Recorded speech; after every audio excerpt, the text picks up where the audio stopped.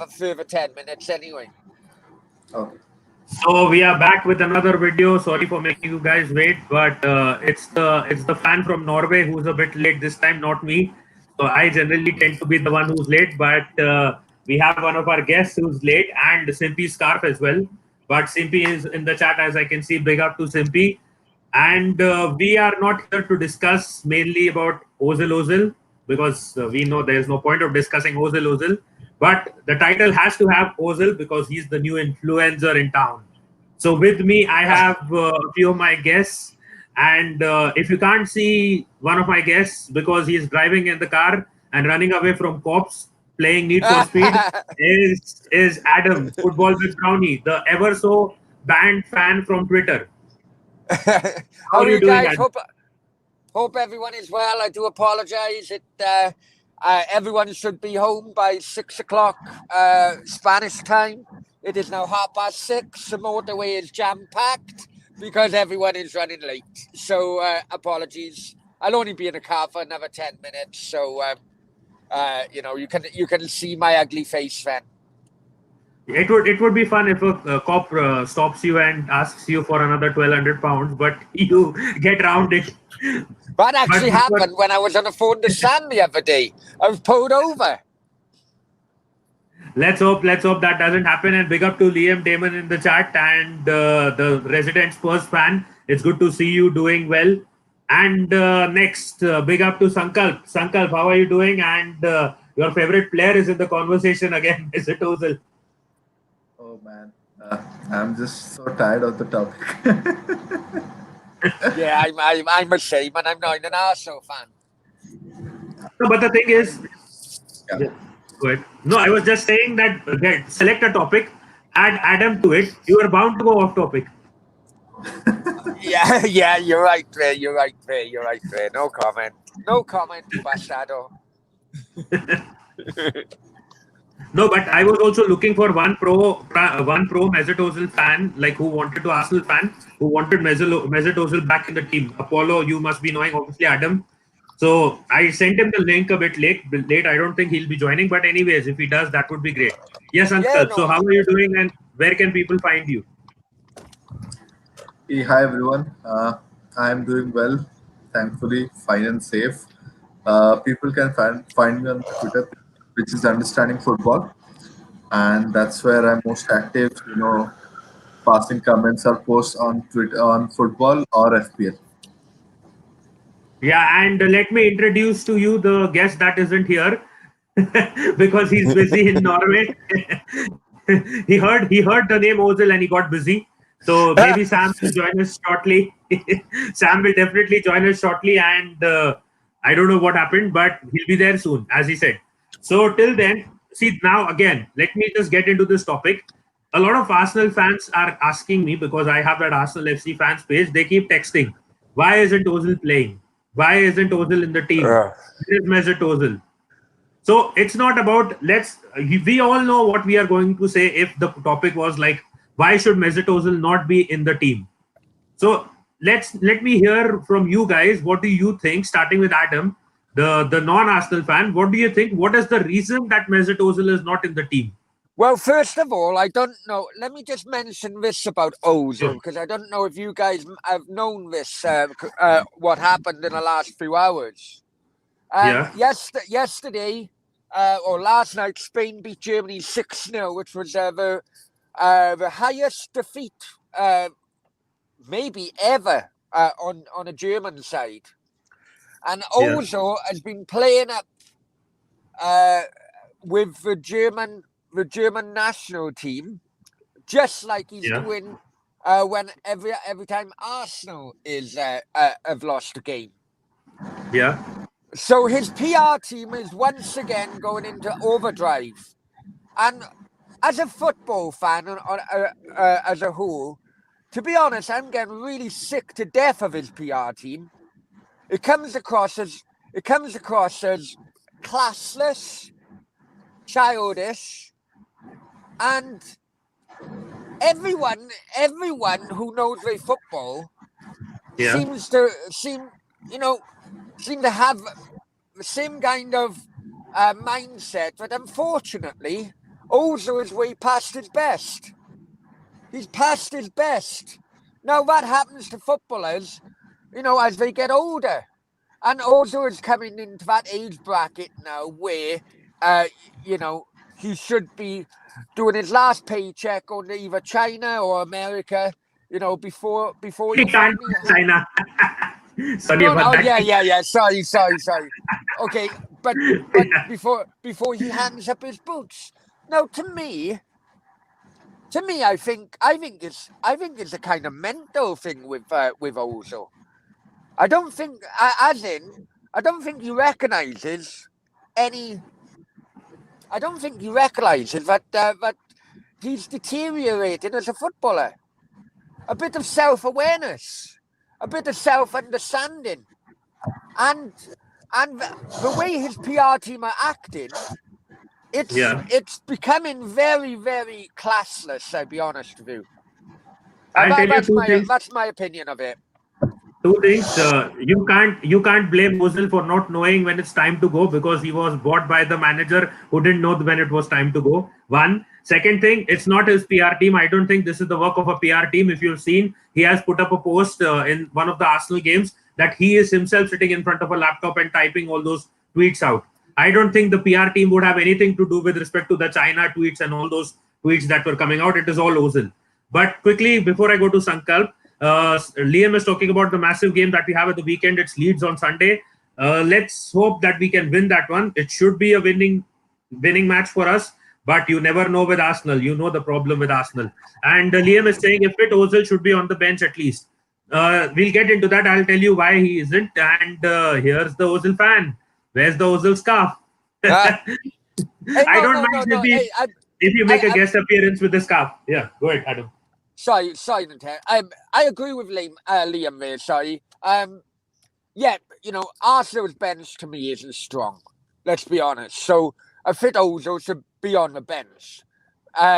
Maybe a fit Ozil should be starting because they have no creativity in the middle of the park.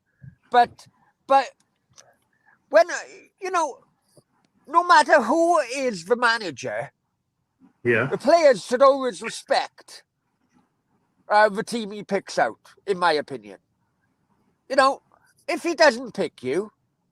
Yeah. Don't go sulking and throwing your toys out of a pram. Keep your chin up and think to yourself, okay, no worries. I know I'm going to be here longer than you. But the way Ozil is acting is very classless, and it's becoming a farce. If I'm honest, shit, I got police. No, but it's becoming a farce now, and I think Ozil is. You will have fanboys out there, and I don't understand football fanboys. I understand fanboys in Formula One, but definitely not in football. But it is what it is, and unfortunately, I think people have lost respect for him. Absolute respect because of his actions. But two things I'll just revert back to. First is that he does not have the capacity to outlast Arteta because his contract ends before Arteta will go, or at the same time almost. Well, that's if Arteta isn't sacked beforehand. Let's be honest. And managers will always get sacked before players' contracts will end. No, but even if he's sacked at the end of the season, Ozil is gone. So it's like more of the same. But more or less the same time. And big up to Rishabh. And yes, now coming to Sankalp. Sankalp, what do you think is the problem with Ozil? Because I know a few things. I'll tell them after you give your points. Like, why do you think Ozil is not in the team? See, I think there are two kind of things, right? One, which is the most talked about, is the issue which came up with the wage issue, right? Where he declined to stand up with the team, right? He decided not to take the wage cut. He had his own questions, but at the end of the day, you had, close to 22 people out of 25 people taking that wage cut, and another 3 not taking. Out of those 3, unfortunately, only Mesut Ozil was named, but again, he was the highest. No, the other 2 were named, though, weren't they? The other 2 were named. One of them was Kolasinac, wasn't it? and the other Okay. one was Martinelli, I think. But Martinelli would have been on a very low contract anyway at the time. Exactly. So, Yeah, he's on 20K a week. yeah, 20,000. he is hardly consequential. So you are the highest wage earner refusing to stand up with the team, right? When you know almost everyone, including Arteta, his staff, and Edu, and everyone took a wage cut, right? Massive wage cut. He did not do that. Second, of course, is I feel it's more of a formation thing, right? Arteta tried the 4-2-3-1, which is, having Ozil play in the number 10 position. But to be honest, Arsenal were not as good even then from an attacking point of view. We were doing better from a defensive point of view, and that continues this season as well. But from an attacking point of view, his numbers were very low. His contribution still, remained very less. Not only his goals and assists, if you look at his, big chances created, key passes, XG, XGA, all those numbers, all the underlying numbers remain low, right? So I'm not very surprised that he is, taken out of the team. Now the question always is that whether you want Ozil on the bench or do you want Ozil outside. What I understand is if Ozil comes to the bench also, he gets a good amount of bonus extra by being on the bench. That for me obviously does not make sense, right? From a financial point of view, anyways, you have a player not taking a pay cut and you're going to pay him another 50-60K per week, but just by keeping him on and hoping that he makes an impact, which he never does off the bench. So for me, I was just sorry, man. I was just thinking of a plan B for Arteta. If things weren't going well on the pitch for whatever reason. But I can see. I definitely see your point on that. Regarding Yeah, good. No, regarding the pay cut. At the rumor was, I don't know, a month or two ago, but Ozil was taking them on for defamation of character. Whether or not that is true, I'm not too sure. But if you were in the team, right? If you were in the team and all of a sudden, the chairman comes to you and says, look, lads, we're going to have to take a pay cut. It will benefit you because, we'll strengthen a team, knowing that the banks will help us in future transfers. Everyone's thinking, oh, success. Okay, we'll do it. And three of the people don't do it. Now, I'll be honest with you. Would I be one of the three? Quite possibly, but I'm a greedy bastard. But I can also see the other side of it. And out of 20 people, I can imagine at least a quarter of them would still be pissed off with them for not taking it. So is it more about team morale rather than Arteta himself? No, but I don't understand why are the Arsenal fans so concerned about the fact why can't Arteta drop Mesut Ozil? I can give at least 10 reasons why Arteta can himself drop Mesut Ozil. The first is, before that, I'll just say big up to Cheddars. I had just put up your comment. Big up once again. Yeah, I'll just say reason number one. You guys remember the balloons incident where Lacazette was made the scapegoat? Hey, nothing wrong with balloons. Guess whose party it all started at? Mine. Guess whose birthday party it all started at? Not yours. Mine. Unless your name is Mesut Ozil. So first of all, who's getting all these the players in the wrong place because he doesn't want to play anymore. So that was one of the things that started off. Second thing, who's influencing the likes of Guendouzi and Kolasinac? You said Kolasinac was the second player who didn't take a pay cut. Whose friend circle is Kolasinac in? It's Mesut Ozil. Guendouzi, same attitude problem. Whose friend circle? If you've seen how Guendouzi has been warm on Twitter and social media platforms with respect to Ozil when he was leaving, it clearly shows where the problem is coming from. Third, he was playing in the games before the lockdown. We couldn't beat Olympiacos. the guy couldn't create chances or put in a shift against a team like Olympiacos. Hang on, I'll have to put the camera off for a minute, right? Sir, I know you are having that. I'm gonna have a piss. So I'm not gonna do a simply on you. I'll put the camera off. Yeah. So I was saying the third thing there was that again he's playing against Olympiacos, even though it is the Champions League relegated. You can say not the relegated, the eliminated team coming into the Europa League. He did not create chances against a team like Olympiacos. He was not up to the mark. That is the same thing that has always been the case in Europe. Again, as you said, number 10, we don't use a number 10. Point number 4, we don't use a number 10. He's not good enough for us because we don't need a number 10. If you're playing a 3-4-3, if you're playing a 4-3-3, where will a number 10 fit in? He doesn't have the versatile nature of foot play as well. Fifth, work rate. Ozil's work rate, one of the worst in the team. If not, I mean, it is the worst in the team, if not the worst. So there is no denying the fact that Arteta wants players who have a good work rate. Next thing, number 6, if we go, he links up well with the likes of Aubameyang. But if you see, if his distribution, if it is coming, he cannot play those long balls kind of, he plays the through balls, but he does not play the distribution kind of that what Arteta is playing currently. We are playing long balls to Aubameyang on the left or Willian on the right. The long balls do not come from Ozil. So his creativity has, like you can say, a limitation. Yes, he plays those one-touch footballs, the 1-2 passes, but who is there to play that 1-2 pass with him? It's only Lacazette. Aubameyang does not play those. Now Willian has come into the team. So again, that is another problem. You want me to do 10? I can go, but I have to think. He got 6 of those, but he has 7. He has forgotten how to score goals. If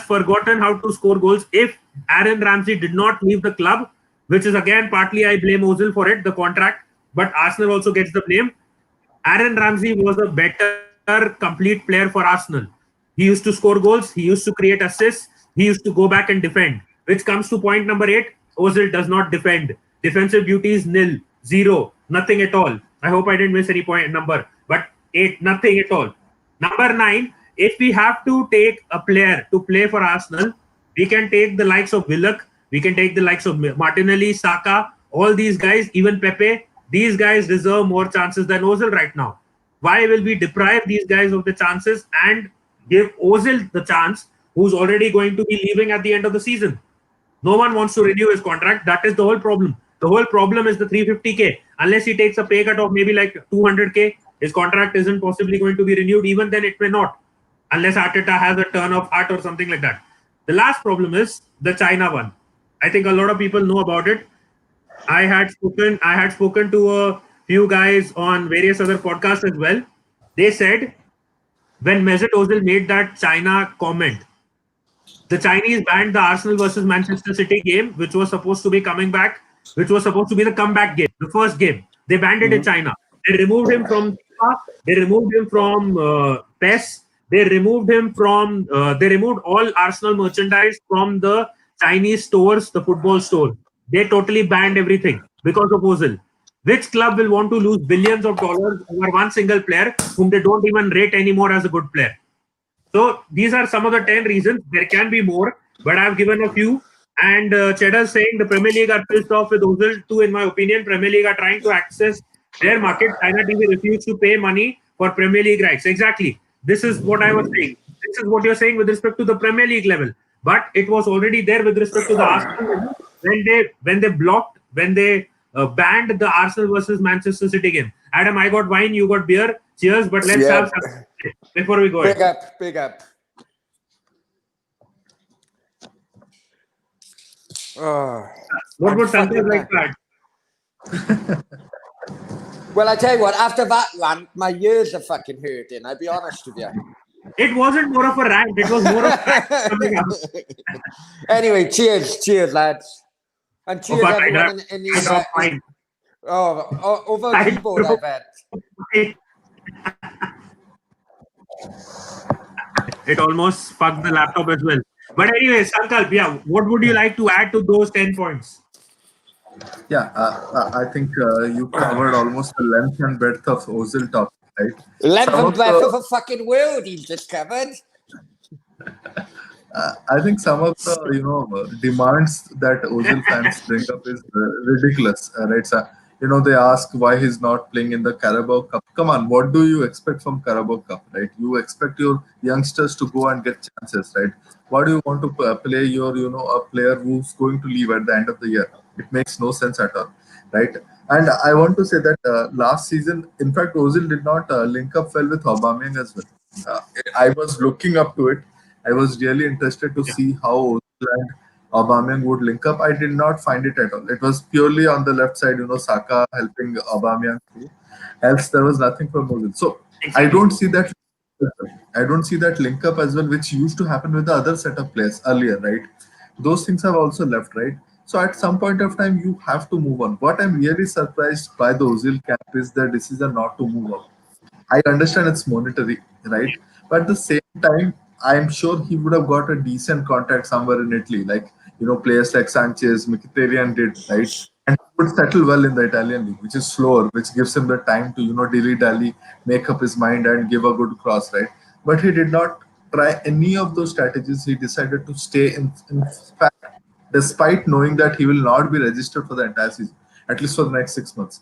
But That is but to sorry, have I lost? Oh no, I no, can no. hear you. Sure, sure. Go ahead. No, I don't know whether it's because I'm getting older, or the industry as a whole. But I'm definitely coming to the mindset of once a player hits, Gareth Bale probably started this kind of mindset of my kicking on. It's once a player is coming to the end of his 20s, starting of his 30s. Obviously his family is starting to grow up, and he has to start thinking of further life, past life out of football. And sometimes I think when players do that, because they only may have 2-3 years left in the game, I think when players start to do that, some players can completely lose touch with football, and as a result fall out of love with the game. And I can see that. I mean, as a supporter, you guys know the moment the owner of my team turned the famous blue strip to a red strip, I hold my hands up. I didn't just fall in love with. I didn't fall out of love with a club. I fell out of love with football, because to me, that was a piece of nostalgia just being thrown away in the sake of a few pounds. And I'm not against modern football. Don't get me wrong. I'm really not against modern football, but sometimes it just crosses the line. Sometimes it crosses the line, and just as football fans, it can't just be us noticing that and feeling the hurt at times whenever football as an industry crosses that line. Surely players also feel that. Gareth Bale did with Real Madrid. I am not, and listen, even though I'm a Welshman, I know his parents, right? His parents used to go to my local, right? Gareth Bale was just as bad, just as bad at times. No, Gareth Bale's PR team was just as bad as what Ozil is at the moment, right? And it's not just that. It's other players now. There's other players who I'll be honest with you, just take the piss now. Once they come to the late 20s, early 30s, they just take the piss. They try and get the clubs bent over a table to offer them a big deal. This is why I was, as a non-Arsenal fan, I was dead against Arsenal offering Aubameyang a 3-year deal. It was crazy. It was absolutely crazy. To me, his goal record last year was covering up his all-round play. His all-round play was dreadful at times, but because he may have scored a penalty against somebody, he's fine now. I don't know. Sorry, Sandy. I don't know how old you are, but can you relate? I'm 42.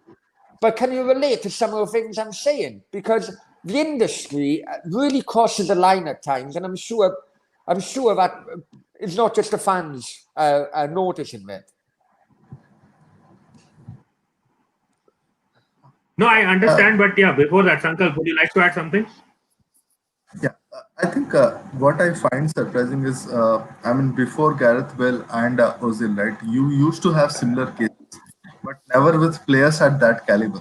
When it comes to players at the top level, you always expected them to find chances, find other clubs move up. They were never the ones who were sticking back, right? You had all those middle to bottom tier players who used to Well, start. United fans, even, and this is before Bale, United fans would even say Wayne Rooney towards the end of his Man United years. No, Rooney left. Rooney left when he at the right time. These players, Ozil is not ready to leave. That is the problem. He wants to prove a point. If you have seen what some of these fans say on Twitter, they say that this guy is standing up alone to the Cronkies. It's not even about the Cronkies. It's about his own damn career. He needs to not. And this is where I don't like Bale, because Bale was not done. It's not as if Bale's career was over. Bale was like still performing well. Those Champions League goals and those La Liga goals, he had some brilliant goals in him and he was playing really well. Still, he decided to be a coward and take the easy route out at Real Madrid. Ozil was on the decline. Ozil was a different player. Ozil was on the downhill. You can say he was going down when he got that 350k a week deal. But with respect to Bale, Bale was nowhere near done. Sanchez as well, I suppose. Alexis Sanchez as well. No, Sanchez had two options. One, go to Manchester City or go to Manchester United. But I have always said this, that if he went to Manchester City, there was no guarantee that he would play. At Manchester United, he had that guarantee of playing in the first team. Unfortunately, they offered him double wages as well, didn't they? Yes, and money as well. Money, definitely. See, United are dumb with respect to that. They offer anyone anything, any money you want. If Ozil went there, they would give him 500k a week. The thing is, he went to the club that he would get more first team opportunities. Second, he would get more money. But unfortunately, we all know, as he said, the first training session, I realized I made a mistake. After that, Mourinho is not going to work out. Mourinho doesn't generally play an attacking style of football. He plays the counter attack. But how much alone will Sanchez do? Mourinho himself said that second place finish, the second season with Manchester United was the biggest achievement of his life. So you need to understand how shit that team was actually. I wouldn't agree. Listen, I love Mourinho, right? My ex-wife was in love with him. One time, I had to wear a Mourinho mask while I was nailing her in bed, but that's another thing. All right, right? That's another thing. But that's for another episode. yeah, that's for a late night show. But sorry, but I wouldn't agree with him on that comment. I wouldn't agree with him on that. Something's coming back in your throat now. Maybe some reminiscence of that late night Mourinho class. No God. But I listen. I understand the point Mourinho was making, and yes, it was a great achievement. But let's be completely honest. Bringing Porto to Champions League winners was his greatest achievement. On no money, just brought through great players, Deco and the likes. Let's be completely honest. Okay, it was a great achievement for second because of a competition, but making Porto Champions League winners, that was by far his greatest achievement. So on that point, I don't agree with what Mourinho said at the time. Okay, and quickly going to Rishabh's point, and let's address it. Arteta looks confused. He's playing Oba as left wing, back for a better defensive transition when the opposition is counter-attacking. That's foolish. And Sankalp said Oba hardly plays as wing back. Saka does in phases. Oba plays as left wing. But I will address one thing. Before that, I'll give it to Sankalp as well. But Oba is playing deep, to be honest. Oba is not playing going on that point. Yeah. Going on that point. There's an old phrase in the UK regarding and I think this is where Arteta is coming from. People are misunderstanding the role, the deep role Aubameyang seems to be at the moment. The phrase is called, "You always defend from the front." That's the right. So basically, if the opposition have a ball, then the first lot of defenders should be your strikers. If they get past the strikers, then the second wall of defence should be a midfield and so on and so forth until the ball gets to your end of the goal. So, when people are looking at TV, you say, "Oh, what's Aubameyang going that, near the bloody centre circle for, like that for?" Well, basically, he's trying to create the first line of defence, which would be the forward line of your team. If he just waited on the last defender, then he's not even doing his defensive work then. But because people are watching on widescreen TVs and so on and so forth, they're not understanding the basics of football. One of the basics of football, well, two of the basics of football Arsenal fans can't seem to understand is A, you build from the back. So you have to have a solid back line, and then you build from there, go from a midfield, a better quality in the midfield and then better quality up front. You always build from the back because it's far easier to end the game knowing you haven't conceded a goal. You'll have at least 1 point at the end of the game. Right? And the other one Arsenal supporters aren't understanding is that the strikers should be the first wall of defence when the opposition ball have got it. So I don't get the Aubameyang shouldn't be playing too deep.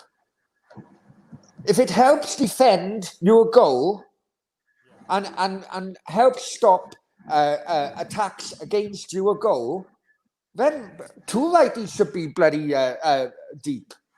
And the other strikers should be, because the quicker you get the ball back, the quicker you can then counter-attack.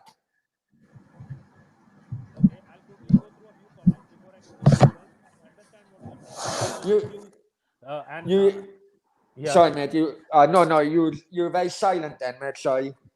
No, are you able to hear me now? Yeah. So I'll quickly go through a few of the comments before that. Sankal was talking about that not defending our attack. Honestly, we lack the chemistry. And Cheddar saying about the mask, Jose mask. Big up to James, and he's saying, "Hope you're all well. We are all good. I'm having wine. Adam is having beer. So big up to Cheddars and James as well. All I want to see is Saka, Oba, and Pepe. The rest I don't care. We will address that as well. If that's true, if you're not at the ground, you're not seeing. And the real game. Yes, we understand. Now, before I get into my side of things, Sankalp, what do you think is the problem with Aubameyang? What do you think is the problem with Arteta's system? I have said it a few times, but before I get into my rant, my speech, or my analysis of it, I would like to hear from you. See, overall, I am you, and mate, just I need to put the camera off a minute. Sure, no worries. Go ahead, Sankalp. See, overall, I don't think we can deny that Arsenal to rework on the attack, right? It has become a bit predictable from the Oba point of view, because last year towards the end, last season towards the end, we saw Aubameyang try 2-3 different things, which used to keep coming up, which used to work every time, right? You had Aubameyang score that goal in Community Shield against Liverpool, against I think City last year as well, right? A similar style, a similar pattern, which they tried 2, 3, 4, 5 times, and it used to work every time. But then the teams understood, right? So you have 2, 3 different plays, but that got stopped. But I think the most important thing is we are not creating a volume of chances, right? I was looking at the recent Athletic article which said from a quality point of view, the kind of chances we create is still good. The volume is very, very low, right? And in such cases, you would require, a huge amount of consistency or accuracy from the strike, which for some reason is not happening. For me, the two, primary reasons, I know people talk a lot about personnel, right? Let's play X instead of Y. Let's play, A instead of V. let's play Willock, let's play Pepe, right? But I've seen the same set of fans, attack Pepe, attack Willock just few months back, right? So I don't. I mean, while I would love to believe just playing X or Y player would solve problems, but I don't think that will happen. For me, the biggest problem is any three that are playing need to play a bit more consistently because they lack chemistry up front. The kind of interplay, passes, of seeing the runs, that is definitely a lot of Oba runs keep on going, going missing by the midfielders, right? And second, for me, I don't know why, but it seems our dribbling stats have gone very low. Though whenever we get the ball in good positions, and these are No one small dribbles. amount of chance, no one No one dribbles. dribbles. They just try to cross or pass, cross and pass, and it keeps on getting blocked. Nothing happens, right? A Those are United fan said this, that Saka cannot dribble past the player. He can pass the ball around. He can do other things, but he can't dribble past the player. He can't go through a player and like create a chance and score. That Well, is something that was said by maybe you should send him out to me because I make a couple of girls dribble, but that might maybe a different thing. Adam, you need to dribble one ball at a time, not two at a time. But quickly going through one thing, I just want to say one thing just with respect to the Tony Cruz thing that is going out in the chat. Tony Cruz must have felt last night against Spain that he lost his virginity all over again. The way that they got hammered and humped and pumped by Spain, he must have felt that they lost their virginity all over again. But yeah, Can you hear me? Can you hear me? Yeah, we can hear you loud and clear, as loud as maybe the one in the Mourinho mask. No. The I need to charge the phone. Now the thing with respect to Arsenal and current Arteta tactics is Arteta is expecting Lacazette falls deep, not Aubameyang, but Lacazette. Second thing, he's expecting Aubameyang plays like an inward forward, who is on the left wing, moves towards the center, creates the chance and scores. Unfortunately, our play is so far wide on the left that Aubameyang never gets the chance to come in, cut in, and score and take those shots at goal this season. Not last season. Last season it was happening. This season he's never getting the chance. And the problem is, if you see one more thing, I'll tell you that Willian is not playing the same thing that Pepe does. I have always been for Willian, but Pepe, what he does, Pepe will play the left-footed ball, which will go across towards Tierney or Saka or one of these guys, who will then feed it towards Aubameyang, who will take a shot. So that is the only thing that Pepe does right, but that is not happening with Willian. Now, another thing, Arsenal fans need to remember that Tierney is no Monreal. Monreal used to play the 1-2 passes. He used to play the grounded passes. Tierney can only play the long passes, that as a strength. He can play those long crosses on the head. If you remember the chance against Leicester City, I think it was, when Lacazette was pointing towards his foot and Tierney put a fast cross on his head. So he missed it. I am not defending him missing it, but he was trying to point to the foot, but Tierney always puts it to the head. So Aubameyang does not challenge for those headers. He does not go for the aerial balls. I was on another podcast a couple of days ago, Yeah. And what you say in the test is bang on what I'm gonna say here now, right? I'm of an era where it was two men up front, okay? Yeah. And normally you'd have a big man and a poacher. Let's be honest, okay? So in the days of Arsenal, you had Alan Smith. And he may have had Ian Wright as the poacher, or things like that. You had a big man, so any crosses coming over, the big man would put the head on it. Yeah. Right? Now, Lacazette and Aubameyang, if I'm honest with you, for the size, for the height in both of them are, I think their heading ability is very, very, very poor. Very poor indeed. And, the combined kind of transfer fees and wages for both of them, and not to have either of them with at least an average heading ability, I think it's a real big mistake. Real big mistake. I don't know the stats, but even having a tall guy who would who is good in the air would always be a plan B for somebody. You know, having a Giroud on the bench or something. And if I'm honest with you, I don't really rate Giroud's bloody heading ability, but it's better than what, you know, Aubameyang and Lacazette is. You know, because I do go back to... I'll just say one thing. I'll just add one thing to that. You know what the problem is? Now those fans who said Giroud is shit, Giroud should be thrown out of the club, Giroud needs to get out, are saying that Giroud was better than Lacazette now. All of a sudden. Oh, no, hey. I'm not saying that. No, I'm not saying about you. I'm saying about the Arsenal fans.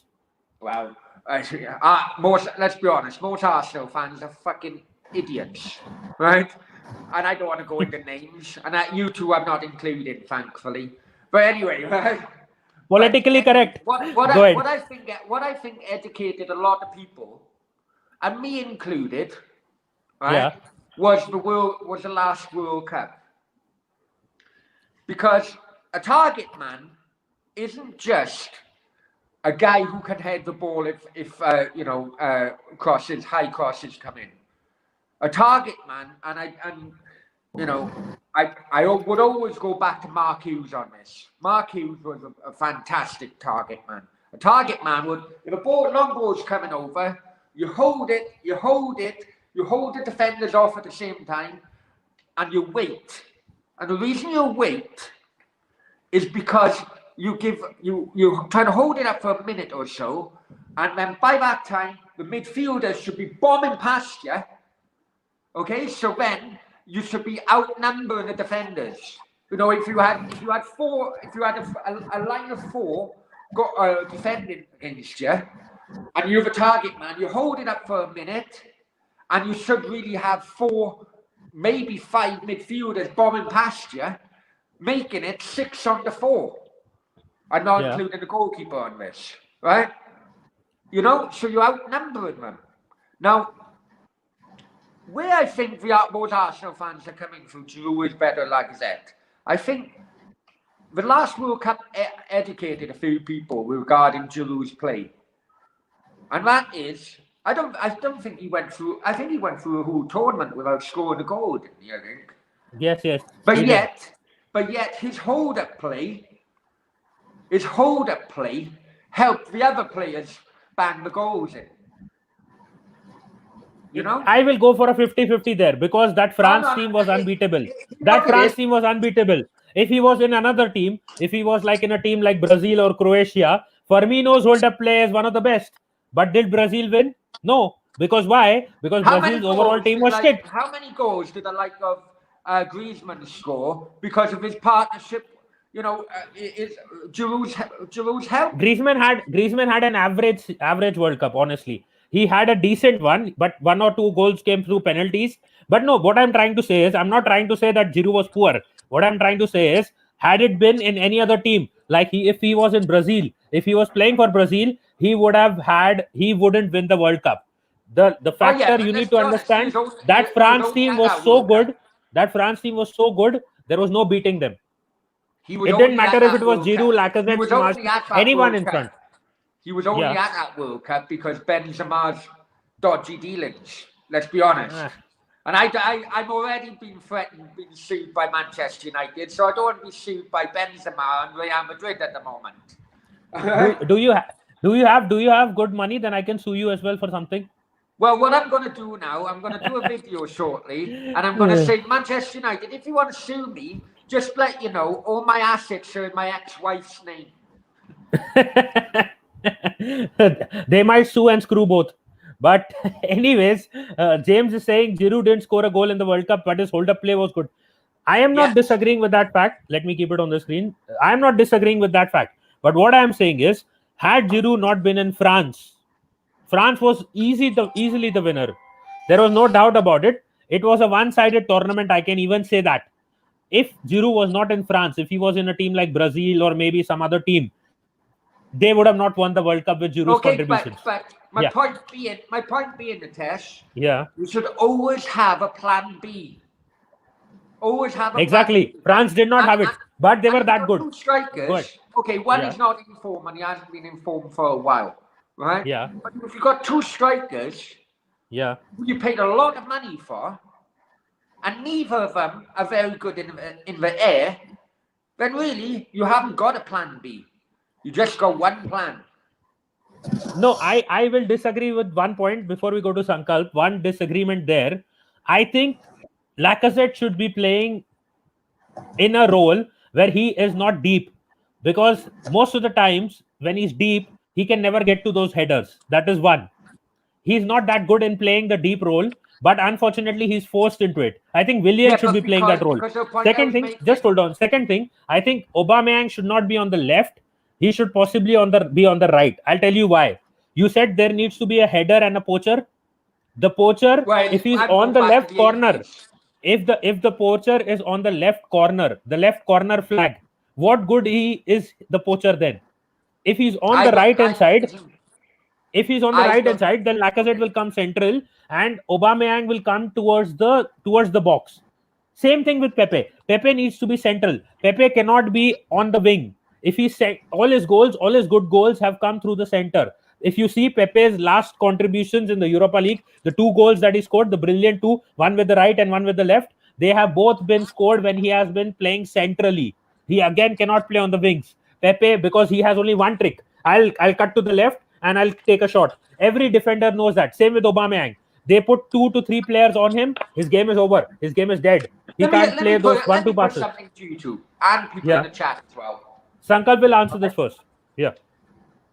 Let me just put the 4-3-3.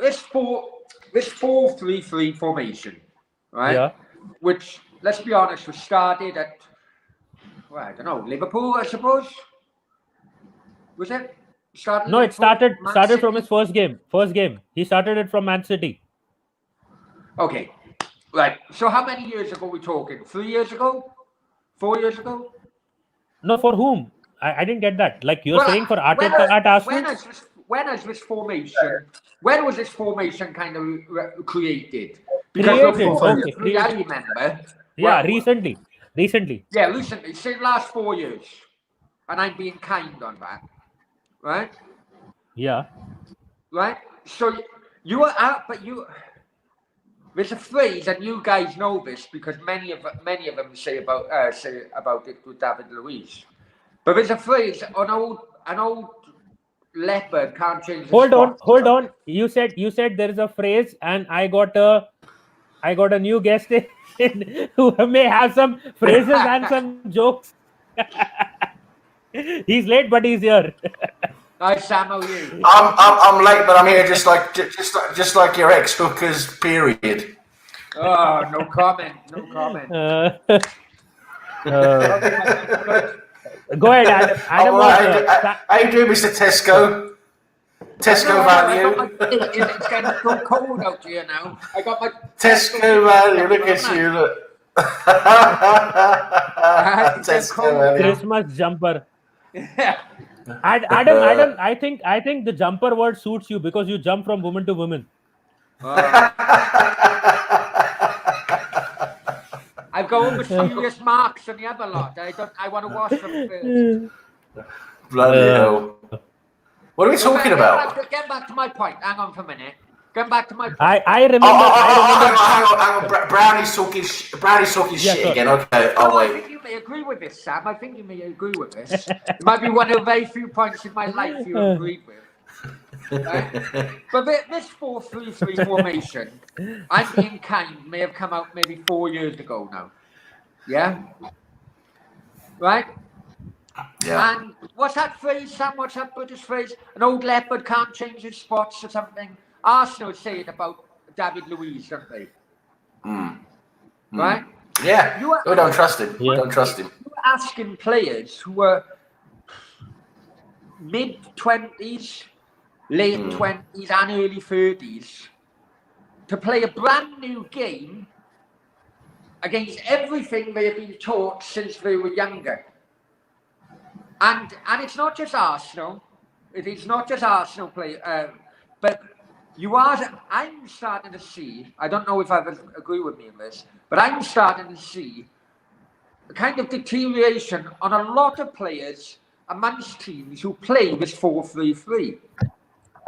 If you remember, I think it took Aguero, at least 6 months to bloody. If you think about, football goes through periods. I mean, the big teams go through periods, don't they, of domination, right? They'll figure out some kind of way of playing or formation or whatever that works, and then it'll work for a few years, and then it sort of doesn't work. It stops working, and I think it's a combination of. Other teams figuring out how to counter it, how to play it. I mean, look at Arsenal. Remember when Wenger started our possession football and everything, and we, the first couple of years we were very good at it. It worked very well, and then all of a sudden teams realised all we had to do was pressure us. Put a high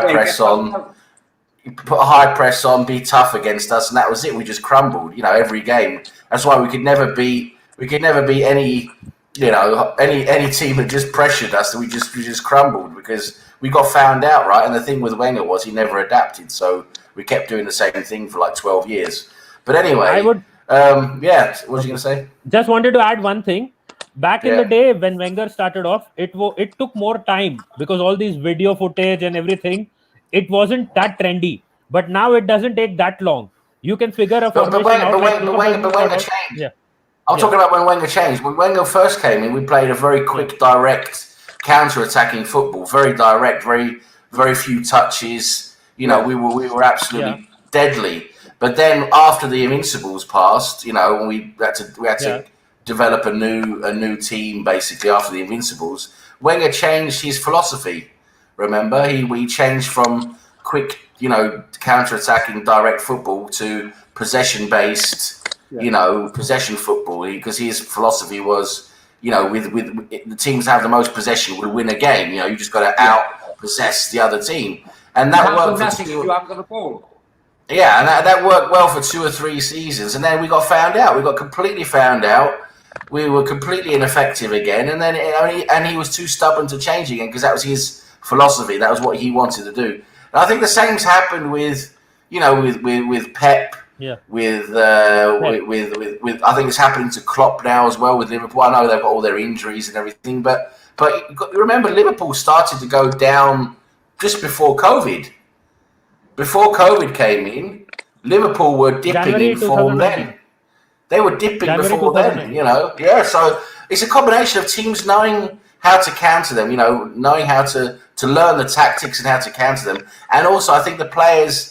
They after a few seasons, it just doesn't work the same, because players, the dynamics change. You have a new player or you have someone in a different position, and the dynamics change. It just doesn't click the same way anymore, and it becomes more difficult to do the same thing. And I think the only team that I think has consistently managed to keep that type of formation going is Bayern Munich. Bayern Munich, they have an amazing team and always managed to keep it going. But they they even had their dip. But one more thing I just want to quickly add, that when the tiki-taka was actually coined, the term, it still took teams like 4 to 5 years to figure it out. But in today's circumstances, if you see, Pep won't last more than 2 or 3 seasons because of the fact that they watch a lot of footage, they analyze everything. See now it was in the late 90s. You had direct counter-attacking football with few touches. Then we had the tiki-taka period, where basically it was possession-based, that Barcelona-style possession-based football that Wenger tried to copy from Barcelona. And then we got gegenpress. We brought in gegenpress, the 4-3-3 or 4-2-3-1 high up gegenpress that came in with German football. With Borussia Dortmund, Bayern Munich did it, and then Pep Guardiola did it as well with Manchester City in his style. And it's that became the new style of football, and that was a similar type of football I think Emery first tried as well. Remember when Emery first came in, he tried that really high press, and it worked okay. A high press, a high press would involve strikers dropping deep and becoming that first line of defence. But they've got the thing is, actually, you've got to have a high line. You've got to have a high line, and you've got to put the whole. You got to put the whole team basically in their half, and you've got to take charge. You've got to move. You've got to move, press strategically and move strategically, because the idea is if you win the ball as high up on the pitch as possible. When you counter, you have a short way to the goal. You've got more surprise. You got more of that surprise element, to catch in behind. You haven't got all the pitch to work with. If you sit low and you win the ball on your 18-yard box, you've got the whole pitch to go, right? But if you win the ball, if you press the ball and you win the ball 30 yards from their goal, all of a sudden you've got the element of surprise. You've only got 30 yards to go. And this is what teams become really good at. To be honest, the Chelsea goal, Martinelli goal. Hold on, Adam. But the problem is, with respect to Aubameyang, he's forgotten how to run. He can't run. Yeah. Well, it doesn't work with us because we don't have the players to. That's why we're not doing that. We don't have the players to do that. You've got to have the players who can do that.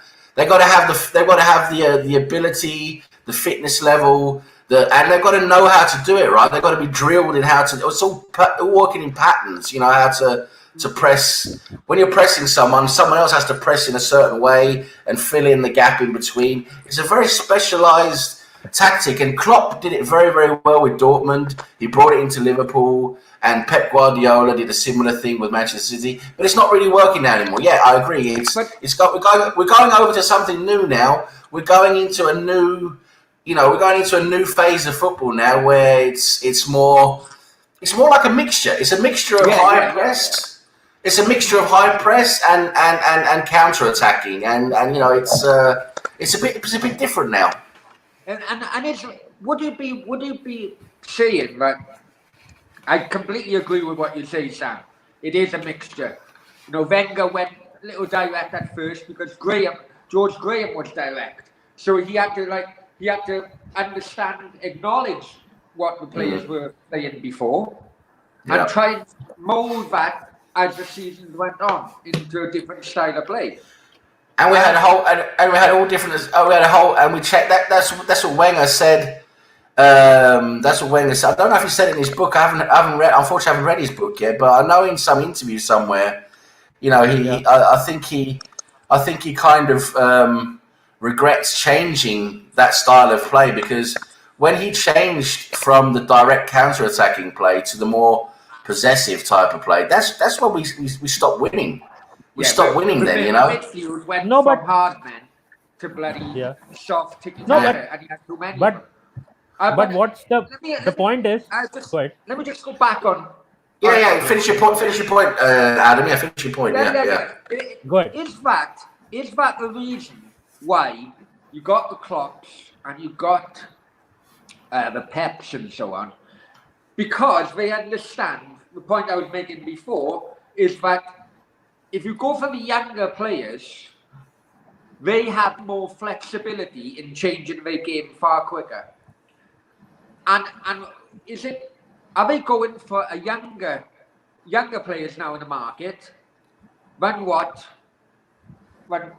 ever before? Let's be honest. Thomas Partey at 28 was quite old in some supporters' minds.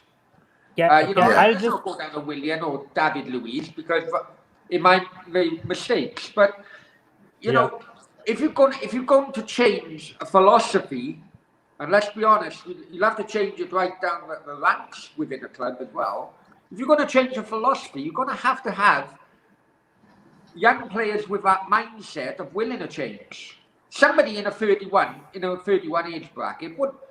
Hang on, I was last season's goal scorer. That's why the recruitment is supposedly done in the way where they bring in a player they think suits the system, right? If you're bringing in an older player, it has to be able to suit the system. Or like you said, I think we're going over to more younger players and forming them from a young age, from the youth academy. Because that's what Wenger did.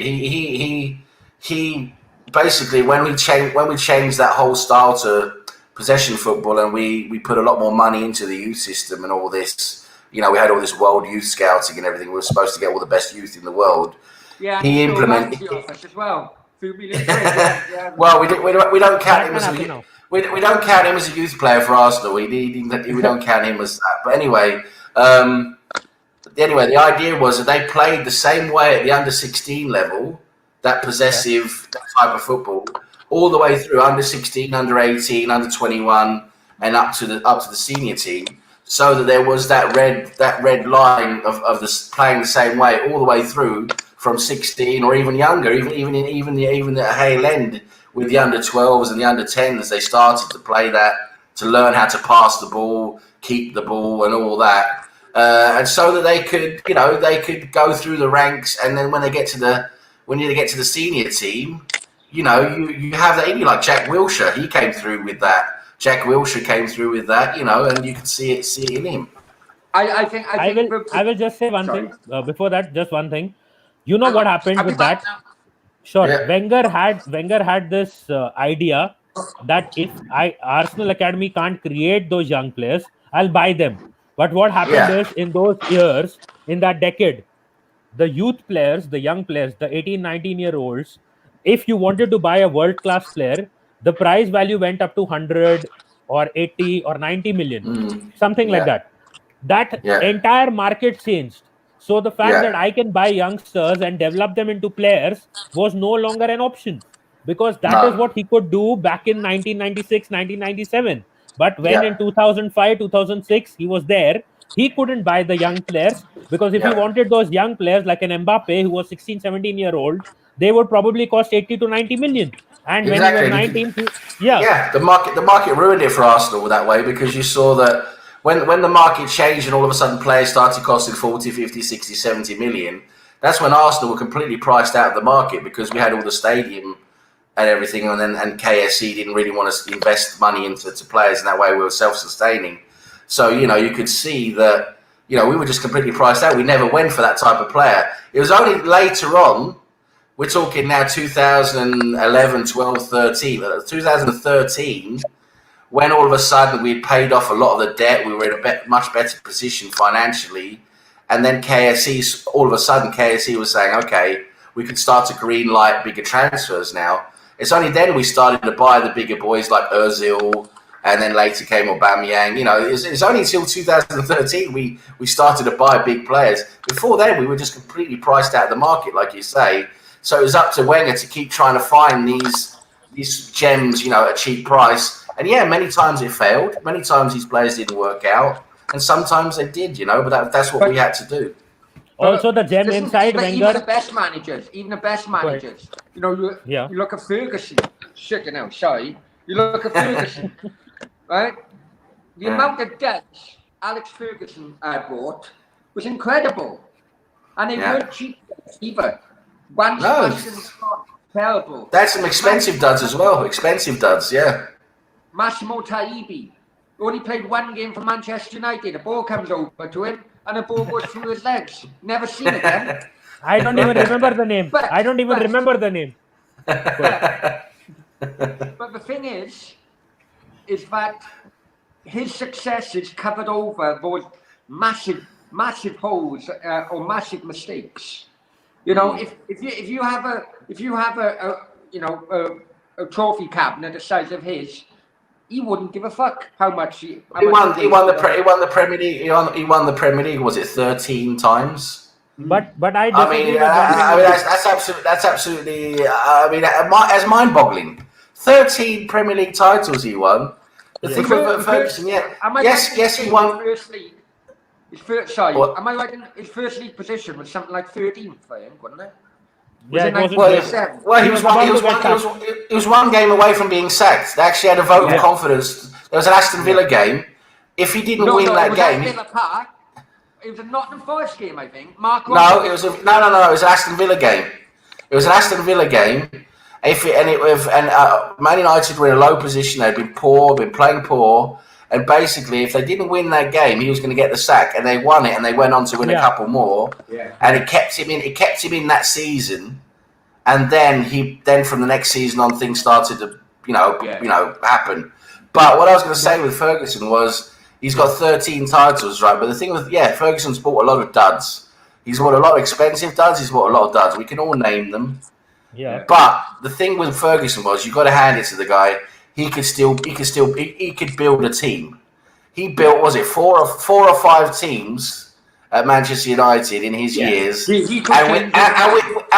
with every team he won the fucking Premier League with everyone. You know? Can I just add one thing to that? One thing, Adam. Do you think he'd just be hold on. successful now? I'll just, before that, that's a different debate. Yeah. But before that, I just want to add one thing. You said that after 13 titles, Ferguson wouldn't give a shit. That's not true. He realized the mess that he left the club in, and that is why he came back to support Ole or Oli, whatever you want to call that shit manager. Yeah. But he came back to support him. Why? Because he realized the mess that he left the club in. But with respect to Wenger, what was Wenger's excuse? When I left Arsenal, I decided that I will not be again close to Arsenal. The fans did not want me or whatever. It was the right thing to do. Wenger's, I'll just say this on air, that Wenger's biggest excuse ever was, it was the right thing to do. He has said this like quite a few times. I have heard this before as well. It was the right thing to do, and he tries to get away from the blame. But Alex Ferguson came back to support Solskjaer. He was advising Solskjaer, and Wenger should have done that, at least, if not for Emery, forget Emery, at least for Arteta. He should have been there. He should have been the guy telling. I don't agree. If I'm honest with you. Sankalp will quote. I know Sankalp will quote the book where Wenger said, "I did not want to have that influence" or something. That is what he said. Go ahead. The idea is why Alex did not come down and support Moyes, right? It's the same thing, right? When you have a legendary manager out, you cannot come back the year after the next year after, especially when your team is not doing well, right?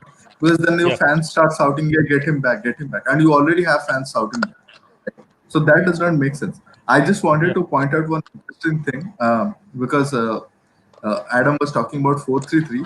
Back in the 2006 to 2010 time, when we got Fabregas, playing well, Arsene Wenger was the one who started playing 4-3-3. And back then, Pep Guardiola was playing 4-2-3-1. And then hang on, when was Reich Bergkamp and no, it was Fabregas. Go ahead. Let Sankalp. It was Fabregas later. Yeah. Later. Go ahead, Sankalp. Yeah. So you have, when we used to have that UCL matches, Arsenal playing Pep. You used to have 4-3-3 from Arsenal playing 4-2-3-1 from Pep. And slowly, as the time progressed, now you see things different, right? Pep is a copycat. Arsenal moved to a 4-2-3-1 because they wanted to accommodate Ozil, obviously. And Ozil and your Guardiola moved out of Barcelona, right? He stopped having those players like Xavi, your Iniestas, and he realized that 4-3-3 made more sense. So formations are transitional. You have different teams picking up formations depending on the strength of the team, right? And also the kind of the league they are in, right? Right now, the kind of league they are in, you have most of the teams playing 4-3-3, and you need to match it, right? So it's more of a necessary thing for us to match that. It's not like we cannot play 4-2-3-1, but you get overrun in certain areas, and that hurts. Before Adam and Sam respond to this, I just want to say today I get the feeling as a football fan, it doesn't matter at all which formation you play. If you have spent more money, you have more quality players, you will win the game. It's become like that. I get the feeling. I'm just saying, if Manchester City spends 100 million on a defense, they are favorites to win the league. If they don't, then there is a problem. For the last 10 years. Sorry, go ahead. Try saying that to Everton fans for the last 10 years. Everton fans have overspent so much over the last few years that to be honest, we going on that philosophy, we would have had at least one trophy in the cabinet by now. Everton are doing quite well this season, aren't they, to be honest? I know this season, yeah, but we finally got a philosophy within the club about what players to buy. But I mean, Adam, they bought 5 number 10s one pre-season, didn't they? Adam, that is where I said you need to buy the better players, not just buy the better players like Manchester City. When they bought the better players, tell me, do you guys seriously think Gabriel Jesus is anywhere next to replacing Aguero? You remember Aguero was linked with a lot of clubs, I think including Arsenal. But unfortunately, we did not go for him. And then when he went to City, he literally has killed off this league. What's Adam doing? Adam, what are you doing behind? He's having sex with his phone now. Good. I know he's not. Adam, the hole is too small for you. Adam, stop raping your phone. No, but the thing, and I will just like to add one thing with respect to Manchester City. The day they lose, again he's gone, Kevin De Bruyne, I think they are going to fall out of the top 4. The day Kevin De Bruyne leaves them. Yeah, he's very instrumental for them. He's the glue. He's the glue in the attack, isn't he? For them, and I think a lot of clubs have that. They have a key player that you remove him. Remember Liverpool when they didn't play with Henderson. That was a whole different ball game without Henderson. He was like the glue in their team. When Liverpool were at their best. When Henderson didn't play, they didn't. When Henderson didn't play, they had worse results. It's just the way it is, Some players are just, it's like the glue in the team. Like with us, with Arsenal. I mean, with us, we had, if Fabregas wasn't playing, it was more difficult for us, wasn't it? But anyway, that's a different discussion. But yeah, I mean, yeah, I agree with you. I mean, in general, the better players will win. But this year, it's like so many of the teams now recruit so much better. There's call it the old days, back in the 90s or whatever. It was like the top teams could just buy good players, and everyone else is like just getting shit. Just crap from the lower leagues or whatever, or some country in fucking Africa or something like that. But now the lower teams, the recruitment is so good. I mean, they're buying, players that actually work, that actually play well. And it's a whole different level now. Competition. I think the competition now has been building up the last few seasons. It's becoming better and better and better, more and more competitive. And I think you see that now this season. We have a combination of yes, there's many factors. The whole COVID thing and everything. I know that plays a role. But you've got also now where I seriously think teams like Manchester City, Liverpool, they're not as effective as they used to be. They're not playing the same way as they used to play. And then you've got Everton now who are much better. You've got Chelsea who basically Chelsea have bought a whole team. Chelsea are favourites based on your theory, Nitish. They've bought a whole team and have very good players. They're favourites to win the league if they're going to follow your model. And yeah, they're looking like good. And they actually, if they click, that's the thing. If they click, that team clicks. It doesn't matter who they've got as manager. It really doesn't, because a trained monkey could win with that team, like with the best Barcelona teams, the best Real Madrid teams. You didn't need a manager. They just knew how to play. Just go out and play and they win the game, I mean, it's going to be the same with Chelsea if that team clicks. Not just them. Don't you remember what Wenger said? I didn't have to coach this team. The team played in itself. Exactly. That's the same with Arsenal. With Wenger, that Invincibles team, I don't think Wenger needed to tell them anything. He really didn't. Because they just knew what to do, and that is you build the right team, and that's what happens. And I think we've got this combination now with the lower teams as well. The teams traditionally in the bottom half, they've recruited so much better. There's so many better players now in that bottom half. I mean, look at the I think the point. Well, Cardiff, who gives a shit about them? Anyway, I was just going to say, Wrexham. He said Wrexham. Anyway, I was just going to say. Did I hear someone say Cardiff? Cardiff? Cardstiff. Anyway, I was saying a good point about this, about a much better players in the lower clubs. Is now, remember last season, at the end of last season, with the relegation clubs, Norwich and that lot, there were so many players there. Yeah. Watford, there were so many players there in those teams that the teams higher up in the top part of the league wanted to buy, and they bought. You had the Decorays. You had. Look at Cantwell. Norwich has still got Cantwell. Cantwell was another player that should have maybe moved on. My point is, there's a lot better players now in the league throughout all the teams. Every team now, well, maybe there's 2 or 3 teams maybe that's different. But if you look at every team, basically 17 out of the 20 teams, they've got good players. In many of the positions. No way. Hold on, just a minute, Adam. Just a minute, 1 minute.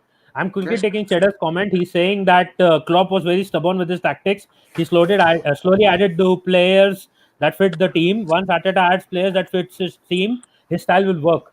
But the thing was, with respect to Klopp, I do agree with that. I agree with it, but I'll say one thing. I'll just say one thing quickly to address it. That Klopp does not control the transfers. Yes, the transfer committee is gone, but there is no money brought in from the owners. They are still. But he must have some kind of influence. No, they only spent the money that Coutinho sale got them. I know, but he must have some kind of influence on what, which players would he prefer off a list. Yeah, it'll be like prefer this, prefer that. But at the end of the day, it's not him making the final. He must have so many contacts. Adam, are you serious? Are you seriously telling me that you would prefer Diego Jota over Timo Werner? You know what? And you can have a look at my previous videos. Yeah. No. Go ahead. I'm listening. You know what? When Jota signed 48 hours after Thiago, right? Yeah. And you can have a look at one of my previous videos. I'm talking like Lee Gunner now, for fuck's sake. Have a look at my previous videos. Right? When Jota signed for Liverpool, I clearly stated that out of the two, I think Jota is going to be the better signing. And I still think that. You think Jota is going to be better than Timo Werner? No, Thiago. They don't play in the same position.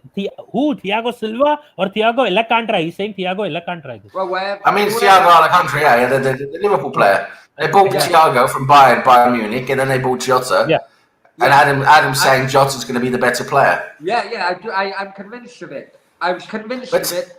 But Timo Werner isn't Timo Werner in a different position? Timo Werner's a striker. Yeah, so Timo Werner and Diego Jota fit in the same position. How does Alcantara fit in that position? I don't understand the logic. Okay. All right. Were you drunk? No. I think he means just in terms of having a better season. That's what I think. Yeah. He's going to have a better season. I'm on about benefits towards the team. That's basically what Jota's been great. I just said this to every Liverpool fan who ever watches this video. Liverpool creates like 100 chances. Unfortunately, Mo Salah misses 40 or 50 out of them. But if Jota can convert at least 30 or 40 out of them, he's going to have a better goal scoring record than most of their forwards, especially Firmino. I think the Jota signing was a signal that one of Liverpool's front three are going to go soon. I agree, and it was more of age-based. He's younger. He's young. Anyway, going back to a point. I've lost the fucking point now, to be honest. Good. I'll give you a point. Hold on. That's not the first time you lost the fucking point, is it? As long as your Adam, as long as your pointer is working, the point doesn't matter. It will find its way. But yeah, Cheddars is saying we won the league by January. What surprised me is how Klopp allowed standards to drop. No, Klopp did not allow. Trust me, Cheddars. Klopp was saying that I want to break this record. I want to break that record. But the team did not reciprocate. The team did not follow up to standards. Sorry, Chad. Yes, he's a Liverpool fan. Yeah. So if you remember, once Klopp won the league, he said, I want to break this record. But what happened in that game against Manchester City? Do you guys remember? That was dead. I was probably banging the booth, murdered. I do apologize. But yeah, I need a refill. I'm done with the 750 ml of wine. I need to get one more, which I have in the other room. But I'll start with Sankalp. Sankalp, which was your worst ever let go? Like, as an Arsenal fan, which player, and Adam, you have to go for an Arsenal player. Think about it. Which was the worst ever Arsenal player to let go of? I'm not saying worst ever player to play for us, but which player leaving Arsenal really was a hurt you? mistake, is it? Is that what you're trying to say? Yeah, Which the player was a biggest mistake? mistake Arsenal ever had? according to you. Biggest ever mistake. So I'll start with Sankalp. I'll go to Sam and Adam. I'll just be back in 30 seconds to 45 seconds. Sankalp, over to you. For me, it's Robin Van Persie. I think it took us, another 3-4 years to get that kind of, forwards again, right? And it was the time when we had finally built the midfield, which we were lacking post all those sales, right? It was very bad timing for me. It took us back when we could have actually won the title. Yeah, I agree. I think just for the reasons you said, Robin Van Persie, because he's a player we let go in his prime. He was in his prime. He went he went because he felt there was no ambition at Arsenal with Wenger and everything, which there wasn't. And he went straight to Manchester United and won the league. He won them the league the next season by scoring 30 goals or 25 goals, whatever it was. He just did the job for them the next season. They won the league. That's it. And then he got injured again, which is, we carried him through injuries after injury after injury, but he got injured again. But anyway, he did the job for them the next season. They won the league, and they, it showed how good he still was, and he was in his prime when we sold him. That really hurt us, in many ways. And like you say, it took us a few seasons to be able to get a striker at his level again. Other people will probably say like Vieira or Fabregas, things like that. But Vieira was on his way down when we sold him. Remember the next season with Juventus, he was nowhere near as good as he was.